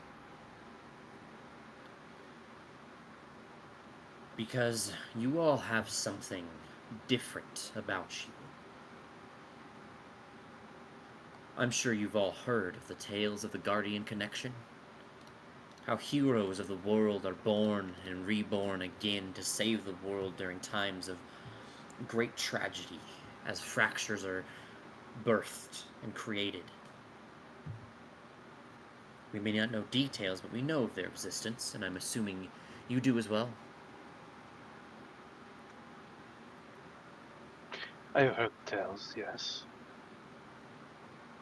Indeed. Yes. Long I have been studying the Guardian connection to see how I can manipulate its ties to the world. And I finally found a web. And he raises his arms out to you, almost as if like in a prideful gesture. And I have found my false guardians. The connection that failed. The connection that sought to save your souls from evil, but could not overcome it.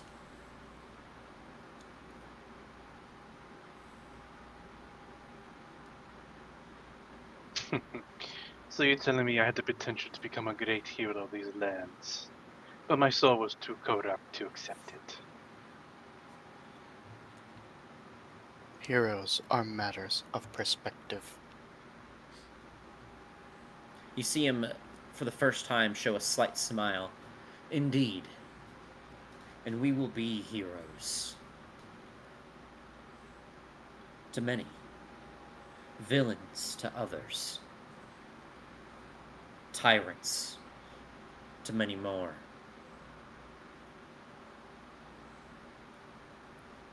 But no matter, our end goal will result in victory.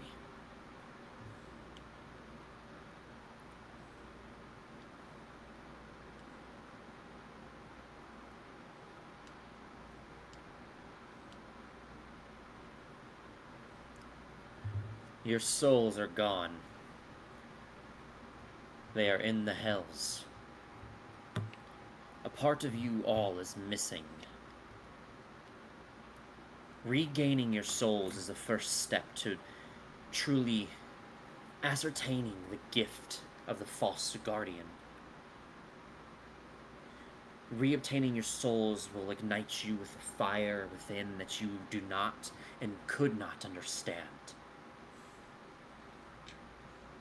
Your goal in the hells is to find your souls, gather allies, find great artifacts, and defeat the archdevils. Force the layers to bow to you so I may supplant who I wish in each of the seats until you reach Asmodeus. And once you do, I will take his throne, and I will make you all crowned kings in this world. And I will be a god king. I will ascend beyond what Asmodeus has created in his world or any other. I will ascend beyond the greater divine beings that hold us underneath them. And maybe one day I will challenge the chains that Ao and Io hold us within.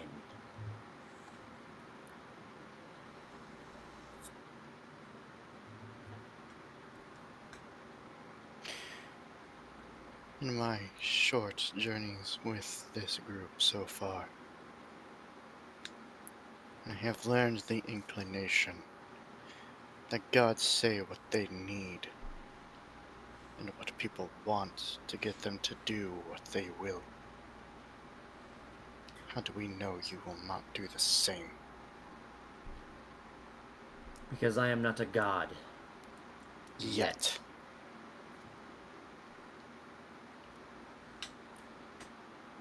I hold no need to lie. If you so chose, you may be able to even fell me when I ascend. But getting to your destinations is a journey of incredible consequence and difficulty. I can turn the stepping stones into stone steps to climb.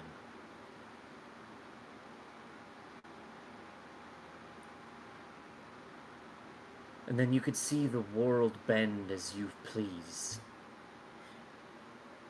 And as this world bends under our greaves, we could take on new worlds.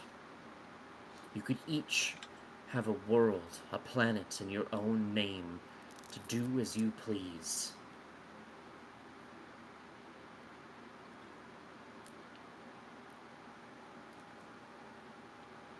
Without me, you hold no ability to climb through divinity, to reach godhood, to do the things that I intend.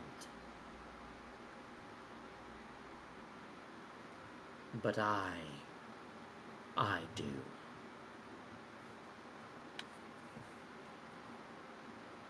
You can allow me to utilize your false guardianhood to all of our benefit.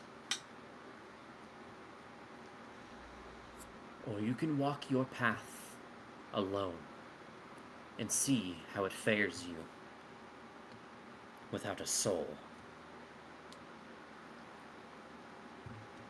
My dear Noel, this is a good deal. May not be exactly what aligns with your desires here and now, but it will give you the means. I am not questioning the deal or the power that he offers. It is clear he has more than enough to spare. I only question the reality of what has been presented so far. The words from your mouth, from Smed's, and from Keldrin's. Your evidence presents gods difficult to trust.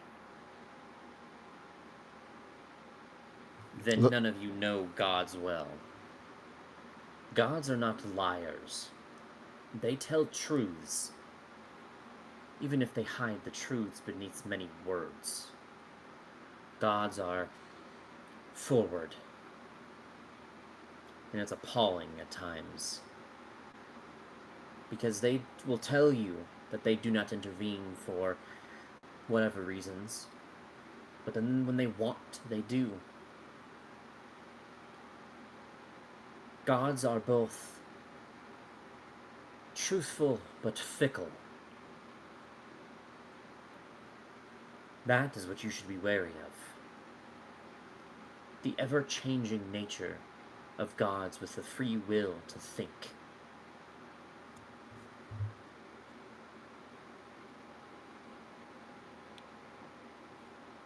Let us not forget that this here is more machine than man. I trust nothing what he says of the gods, but he can learn in time. He is just of a different background. I will do my best to educate the poor thing. I know you are not a boy. I'm trying my best. However, I must say, we find ourselves in a place where we do not have much of another option. Gods, no gods, trust, no trust. Here we are. And may I remind you that we are now stronger than we were when we came into this. And I believe we only have things to benefit us and grow stronger as the time comes. If nothing else, we should be celebrating. For our journey is about to begin. Our ascension, more importantly, our friend Agram's true ascension to power, is but at our feet.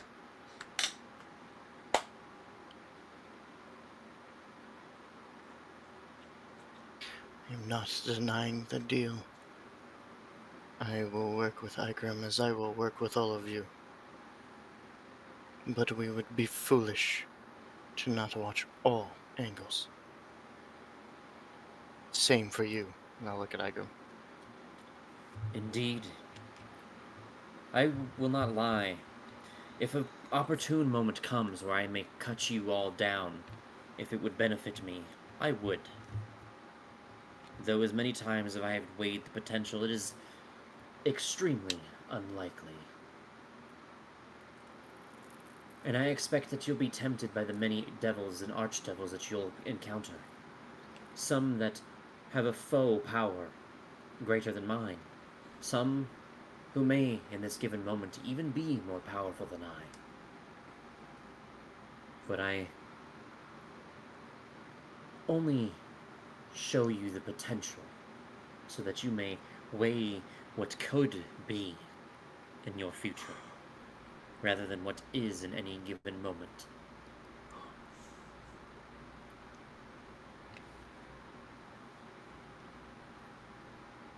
Do not hesitate to work against me if it is in your favor.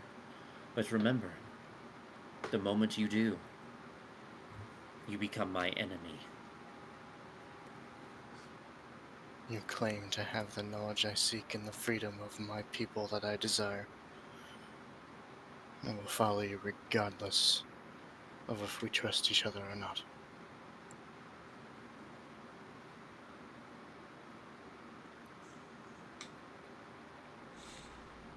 Does that satisfy you, Father?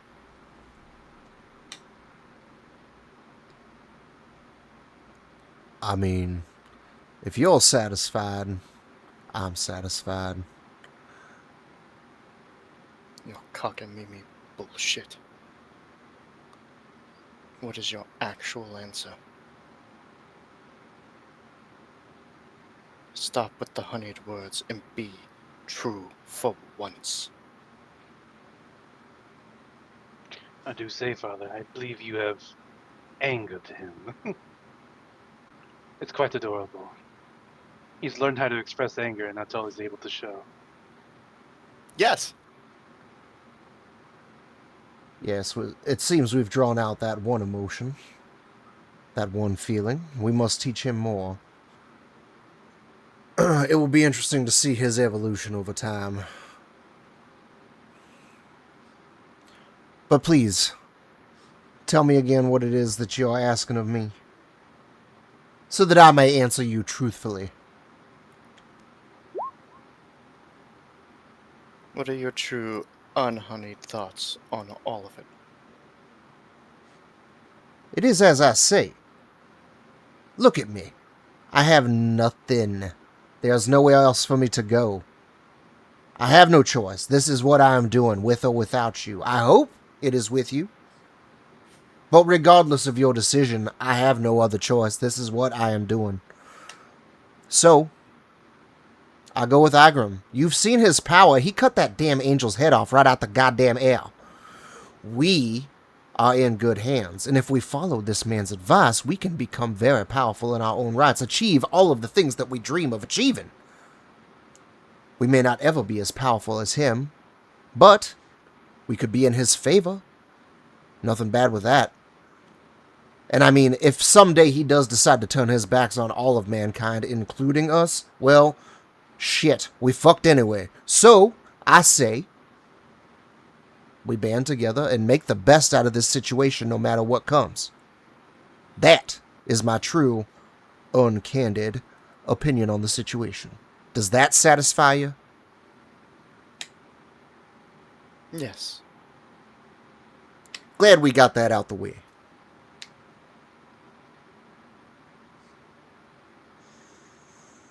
Ikram, you said that due to the situation in the other room, we are not descending into the hells. Do you have a task in mind for us to accomplish next? Indeed. I have a man I want you to meet. Although he will not meet with you directly, as he has told me, you have to earn his favor. You will be traveling to a place of dark deeds that many of you are familiar with.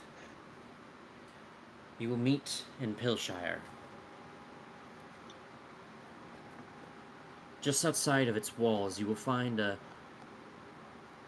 place of dark entertainment, hosted by a man named Mahadi.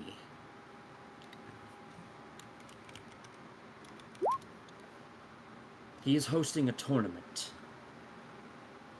He wishes it to rival Blade's Arena.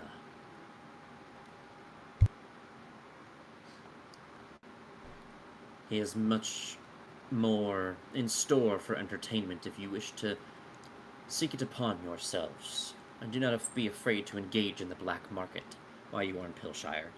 I'm sure you all have your means of finding it. Once you arrive there, you are to participate in his carnival and meet with him. Find your way into the Hells with his aid. Ask him any other questions that you want. You need to learn how to traverse the Hells, how to move between the layers, how to find your souls, and how to empower yourselves through any means while in the Hells. And I have one more question that I hope you have all been taking into consideration, given the time that you've had, so I may contact an aid. Who do you wish to bring with you unto the Hells once you go?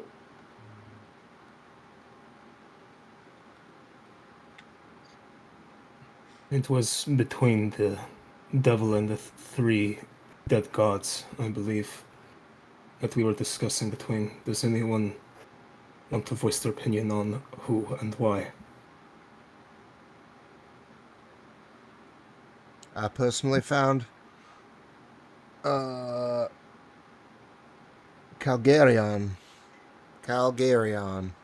that spine devil, to be the most charming of the bunch. I feel like, as a resident of the Hells himself, he could provide us with the most accurate details.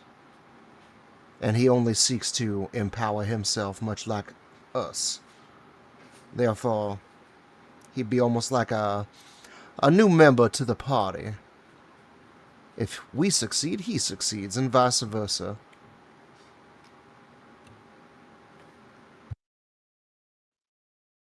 Frankly, the Order Keeper headmaster rubbed me the wrong way, and those three fellas from the other faction, they creep me out. Hard to get a read on them, and didn't much like their disposition. But that's just my opinion. I agree with the father's assessment. The Order is too secretive to work with, and the three gods were vague in their requests. Wasn't the gods that bothered me so much. The dead three have been around for who knows, but the three representatives leave something to be desired. Agreed. The Spine Devil, while serving itself, can at least be respected in the fact that it only serves itself.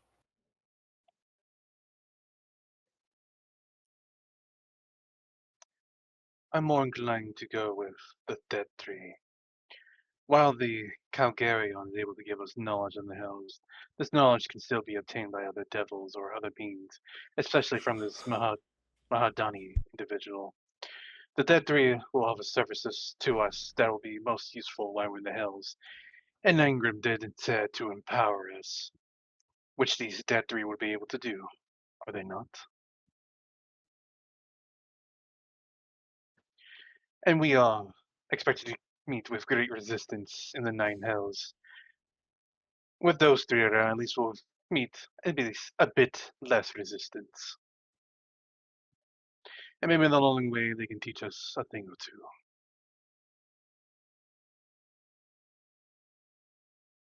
I'm also not keen on the Orfcuda. Too many secrets, they keep to themselves. Also, he was quite the bore. I would I not agree be... with Sorry, please continue. Keldrin. The dead three offer the greatest potential.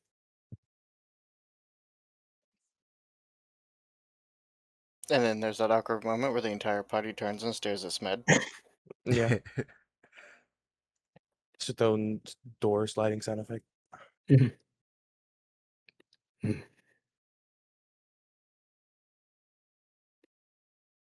The gifts of the dead three are tempting.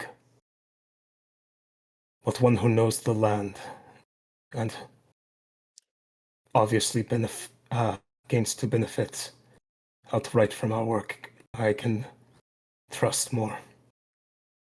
I say we go with the devil.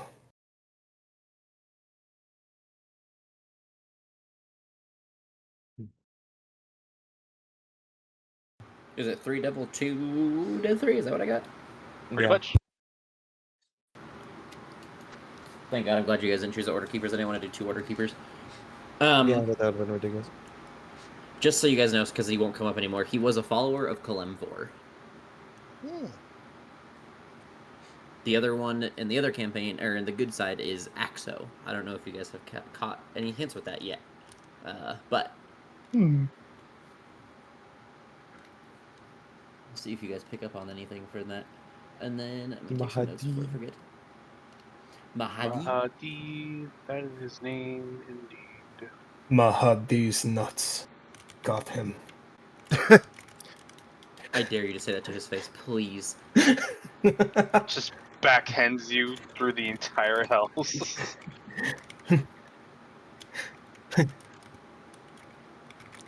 Honestly, the Mahamamdani is funny. Mayor Mahadi. Mahadi, fabulous he. I have a whole song about that, by the way, saved. Oh my god. Oh boy. We I think I just show posted up. it, actually. He just shows up, just starts singing. We're just all baffled. DM, I realized after reviewing my subclass that tongues would be wasted on my character because I get something very similar at 6. So instead, will can I let you trade take it out since we've not used it. Dispel Magic? Yes. Cool.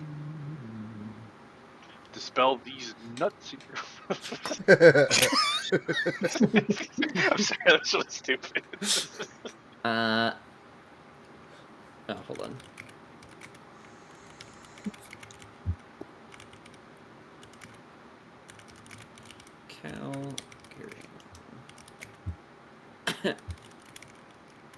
I guess I can go big now. Okay. Huh? I can go big now. Go big? Yeet. Oh, grow Zoom in on big. your token really quick. No. This is what enlarge looks like. Aww. Obese. It's not called enlarge, it's called obese. Be careful, I'm turning American mode. American mode! No, what's the name of the fucking thing from Big Hero 6? Baymax? Yes, Baymax. Baymax. It's a Baymax mode. Baymax, I yeah. have. Watch out! I got type 1 and 2 diabetes. Here we go. Big back mode. And two. Before you said Big Hero 6, I was thinking of Super Size Me. So, I have one thing before we call it there, before we move on. He looks to you all and says, "You spoke of power. You spoke of, I have more than enough to spare. And I wish to grant each of you the opportunity to understand my power. I want to offer you to enter into a crimson contract with me.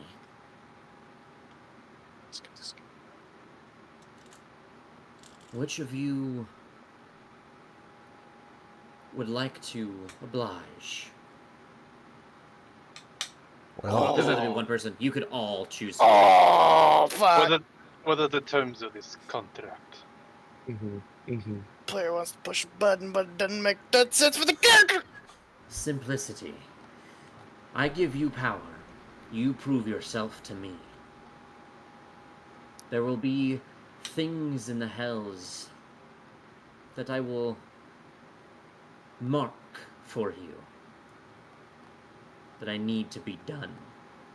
Some may go against the nature of what each of you wishes to strive for, but completing them I will reward you with further marks of the Crimson Crown. And you will be further empowered. The stronger that you become, the more devils that see the fear of the Crimson Crown will empower me. Meaning in the end, when we go to trade blades with Asmodeus, we will be much more dangerous.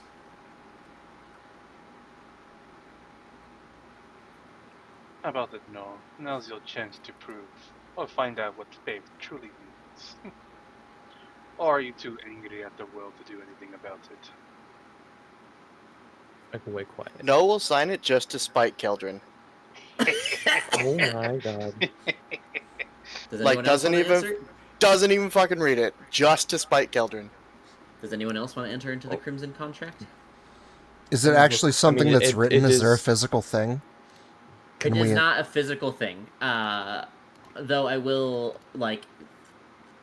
I haven't written anything out for it, because I didn't know if anybody would take it, and I'm going to be 100% real. I did not want to, like, write it out, and then nobody took it, so I didn't spend time on it, but I will make stuff for this. This will be, like, a very detailed, like, working thing that I work with you guys on, if people choose to do it. I mean, To be But fair, it no is- was sold it at is- Marks, but yeah, fuck Keldrin. It is as he said. Pretty much. Yes, there's going to be more to it, obviously, but I'll elaborate over time. Nothing in this is going to be, even though you guys are all evil, there's nothing in here that's meant to be twisted against you that you can, like, he's not going to do, like, I'm trying to think, there's not going to be, like, hidden language or weird shit. He might, like, Yeah. for an example, he might have you go kill a dragon that Keldrin wants to be sided with, as an example. And this is just an example. Like, Keldrin, this may be a worshipper of Tiamat. So that goes against your nature of what you want to do, but it fulfills a mark of his Crimson Crown. That is what the bad side of the contract may be. Is you guys may end up doing things that may go against your nature, like what you guys are trying to follow and do to fulfill his Crimson Crown. I respect your foreignness in offering this deal, but if the contract forces me to go against that who I worship, then I must decline. I shall find power in my own way. As he's speaking, I take the contract from Null and sign my name beneath it. Beneath Null's It name. is not a... It's Or not whatever. A written thing. Yeah. Well, yeah, you- this is just us saying we agree. It's a verbal. Oh, hold on, there's It's a- more than that, but you guys it's a haven't high gotten there five. yet. I'm waiting until I get everyone... I'm getting everyone to agree first, and Yeah. then once everyone's committed, this is your only chance. Just so you guys know, you do High not get a five turn in the back. fucking later. astral plane. Yeah, I slide around to the whatever we're standing at table, what have you, over next to Null and make Yeah, my there you go. vote known. We're standing, accepting. Crimson is my favorite color. And I'll We know. take the contract and sign. I don't like the way you stare at me.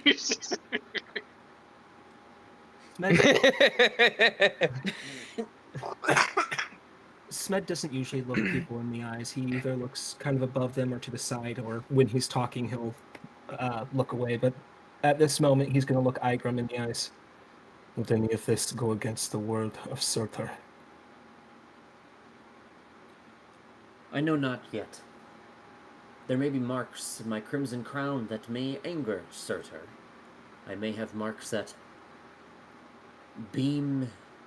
make him beam with pride and joy in the slaughter that you would bring to the enemies of him. It is only given in my moments of necessity that my Crimson Crown contracts are written. I can make no promise one way or the other. You may never earn his ire. You may walk away Surtur's enemy. I do not know what may come in the future, and nor will I make a promise that I cannot fulfill. I can only grant you power, evolving and growing.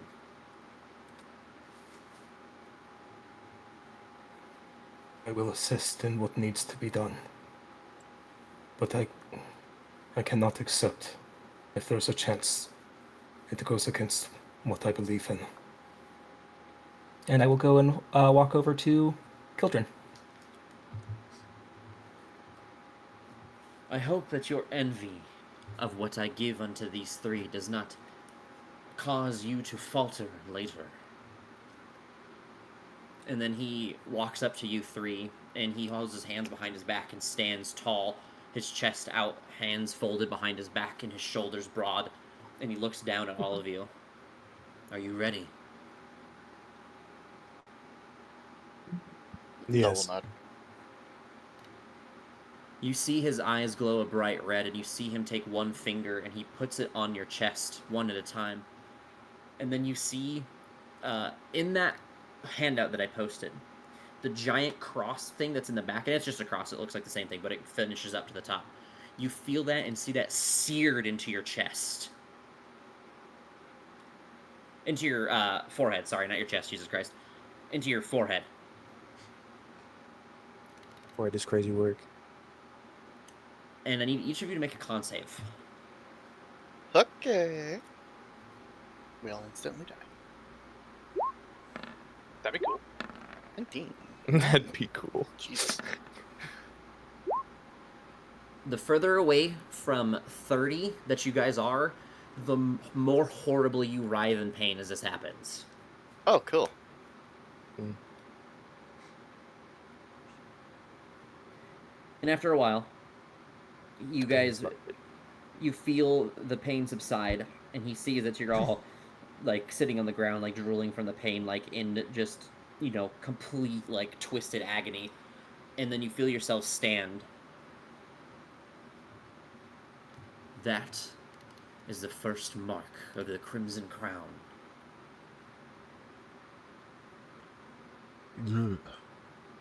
There are 12 more to earn. Father, as you look down, you see your skin seems to have tightened up a little bit. You feel as if the hair in your head has gotten a little more full.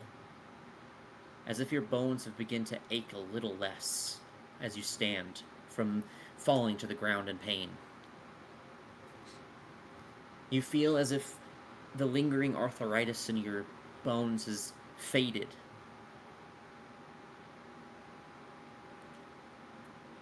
You feel like you've gained 10 years of your life back.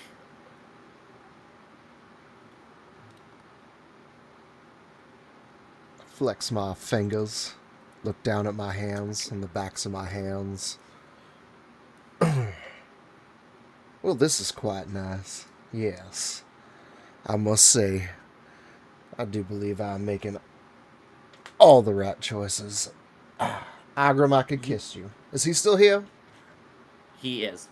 And as you say that, he holds his hand out to you to make sure you don't get anywhere closer to him. You also gain a permanent extra inspiration dice. Ooh. You can also roll one more hit dice and add it to your HP pool. Ooh.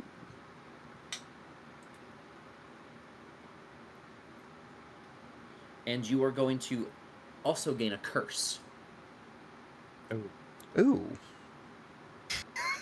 It's just, oh. It is known as the Curse of the Crimson Crown. For every mark of the Crimson Crown that you have, you receive a permanent -1 penalty to your death saving throws. Oh no! Oh, God, it's just so fun. Okay, but I'm pretty sure. And another side of the curse is that you feel ire towards celestial beings that are not also of the Crimson Crown. Every time you come into contact with a celestial of any kind, you must make a DC 10 plus 1 per mark of the Crimson Crown Oh my wisdom saving throw. So right now it's only an 11. But every extra mark that you get will increase it. If you fail the saving throw, you immediately have to, you immediately become hostile towards that Celestial.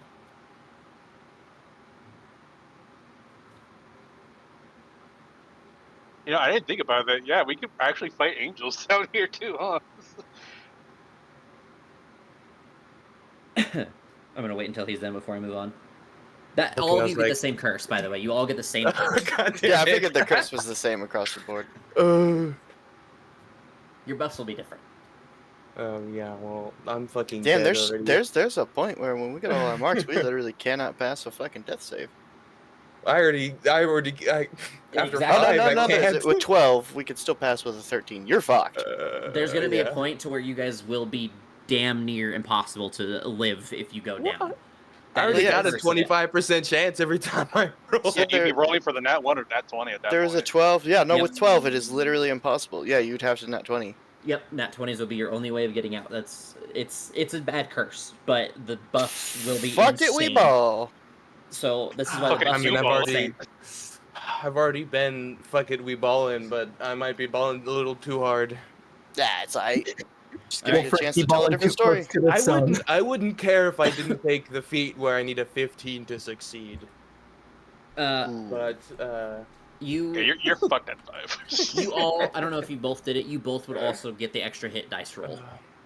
okay, Okay, that's it's just okay. and it's just the hit die, nothing. Yes, hit die and Okay. con mod. It's a normal like level up dice.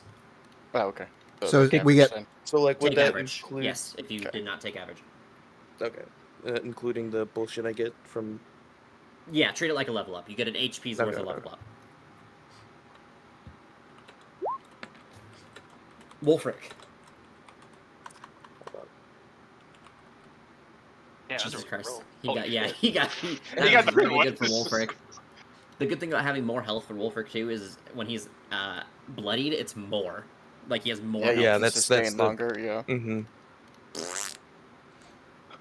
I mean, fuck it, like, dude. I'm always the player that's gonna push the button. Shit. It didn't make sense for Null until Keldrin like challenged him, and then it did. I was like, well, he wants it, so let me do something for him. Yeah, I like because like it was because it's he's letting his rage consume him. Like, oh, okay, fuck you. Actually, I'm gonna do Null first. Are you ready, Null? Yeah. You get 1 extra permanent cast of Hunter's Mark. Like your, I forget what it's called for. The Yeah, Hunter, my but- hunter's thing. Yeah. Yeah, so you get 1 extra one that's free per long rest permanently. Noise. Your Hunter's Mark is permanently upgraded to a D8, Oh shit. That's pretty good. and you have advantage. This is a permanent passive on creatures that are below the bloodied threshold. Woo! We're for good. Wolfric, are you ready for yours? Yeah. When you are fighting a bloodied creature, you can make an additional attack as a bonus action against them.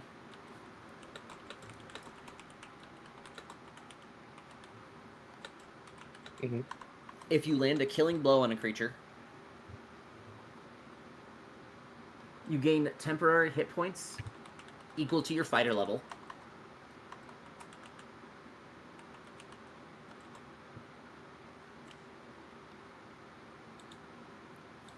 And your feature, where you get bonus damage at bloodied, is permanently increased by 1.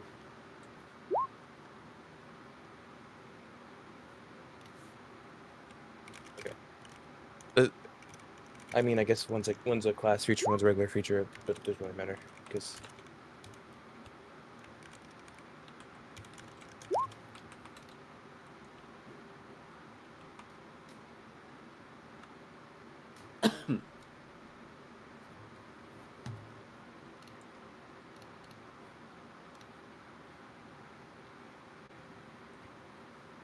I'm gonna be. Okay, I'm sorry, DM. I definitely missed one. I got permanent advantage on bloodied. Hunter's Mark's a D8, And you got +1 permanent hunters. and the free plus. hunters Yeah, mark. that I just modified. Yep. I'm gonna ask my other players one more time. you guys want to do this? And I'm asking as a player now, not as a DM. Like, I understand, like, your characters may not want to, and that's fine. And I respect that, but I just want to make sure. Obviously, the curse is insane, but... If there's a chance to get Surtur's ire, then Smith would not do it. I will He has- be transparent in this aspect. I'm sorry to interrupt. I'm not going to maliciously make you guys go against your targets, but there may be heavy roleplay implications. I'll That's how be I will real. say it. Tiamat needs all the fucking followers she needs, so no, I'm good. And I will still stay by my decision. Okay. I will too. So this is pretty much my way of introducing a form of side quest to you guys in the campaign. So you guys will have options to go do Crimson, called Crimson Crown marks, and completing them will gain you a mark of the Crimson Crown. And then pretty much as you can see around the picture, the image I sent, you will get another mark that just like, it's a vertical mark that kind of slices and opens into your forehead that'll permanently mark all the way around your head until you have 13 of them total. 6 on each side and 1 at the center, which is the big one. And they will get you a different boons at different levels. These will, just as a heads up for side quests, will be incredibly potentially deadly encounters. Oh. So, like, getting the boons is insanely worth it, but they will be risky. They'll be balanced still, but they'll be, like, deadly or deadly plus level encounters. What were You guys will have to play well. what were my benefits again? I'm sorry. It was plus one hit die. Plus 1, you got the hit die roll already. Plus 1 bardic inspiration permanently. What else did I say? Fuck, I forgot. I don't know why I thought it was a heroic inspiration. That makes more sense. No, Okay. plus 1 bardic inspiration permanently. And then, did I give you something else? There was something else. Give him the hit dice. Bardic distance, Bardic die, hit die. What's the other thing?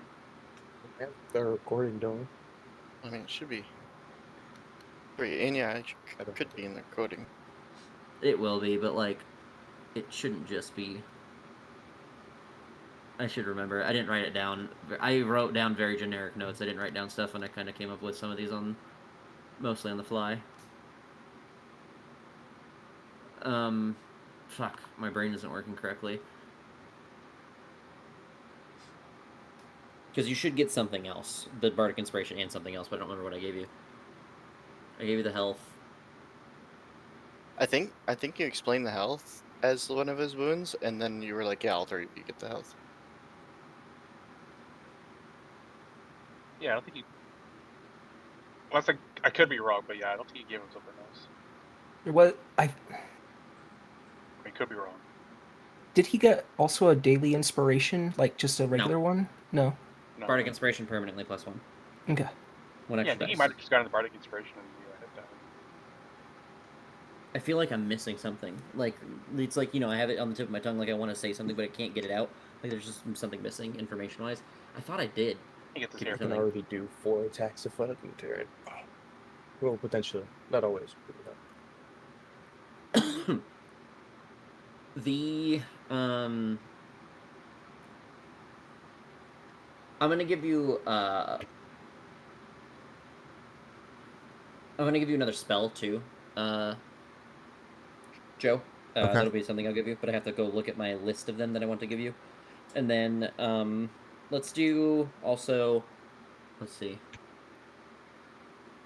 Give me a second to think, because I thought I said something, but I guess I didn't. And if we figure out, this one that I'm going to do now, if we figure out that I did say something early in the recording, we'll just take this one away. And use the one that I said earlier. If I did include something that wasn't just the HP. It should be 3 things. It should be HP, your Bardic Inspiration, and then one other thing that you would have gotten. And the spell. But the spell is kind of like a weird, mid thing. Let's do...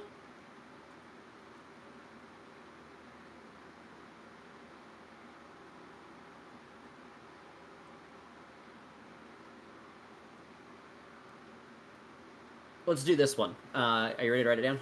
Yeah. When you see an enemy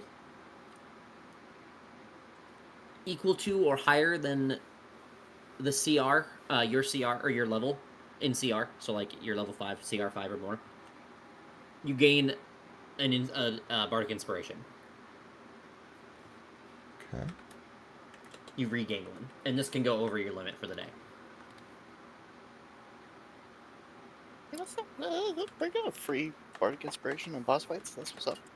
It'll be more than boss fights. The way I balance encounters, you guys will be fighting at hard and deadlies pretty often, so you guys will more often see, because I don't want to just fill a bunch of fights with a bunch of little guys all the time, so you guys will more often than you think.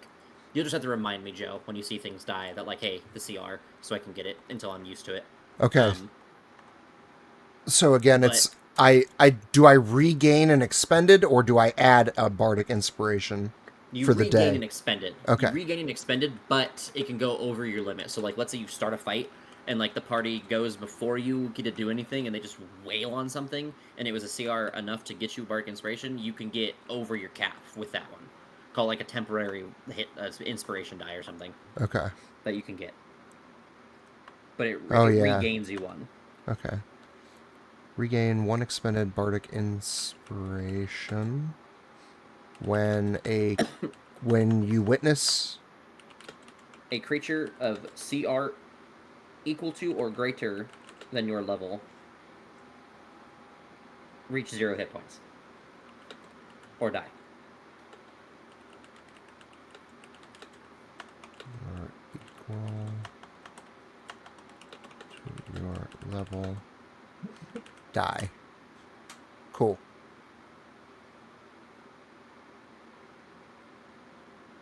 So is there any point in me getting the feat that gives me the +3 to my death saves at this point?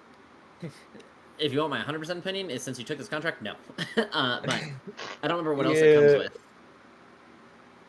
I forget exactly as well. I think I might have it written down. Alright, no. Look, man, if I'm gonna Oh, wait, buff the shit out of you, I have to have a way to make you. Yeah, I'm dead. The risk worth the reward. Oh yeah, nah, we're dead. Pretty much, he has to roll a 16 to 20, or he was he has to roll a 16 to 20 to succeed now. Here for a good time, not a long time, my friend. Which means if he goes down, it's gonna be rough. Oh, we only have what, a minus? Oh well, yeah, but you gotta get a 15 because of the feat. Fail a con save, reroll, and use the new result. Can he use his human Basically once per day inspiration to reroll that 7 throw?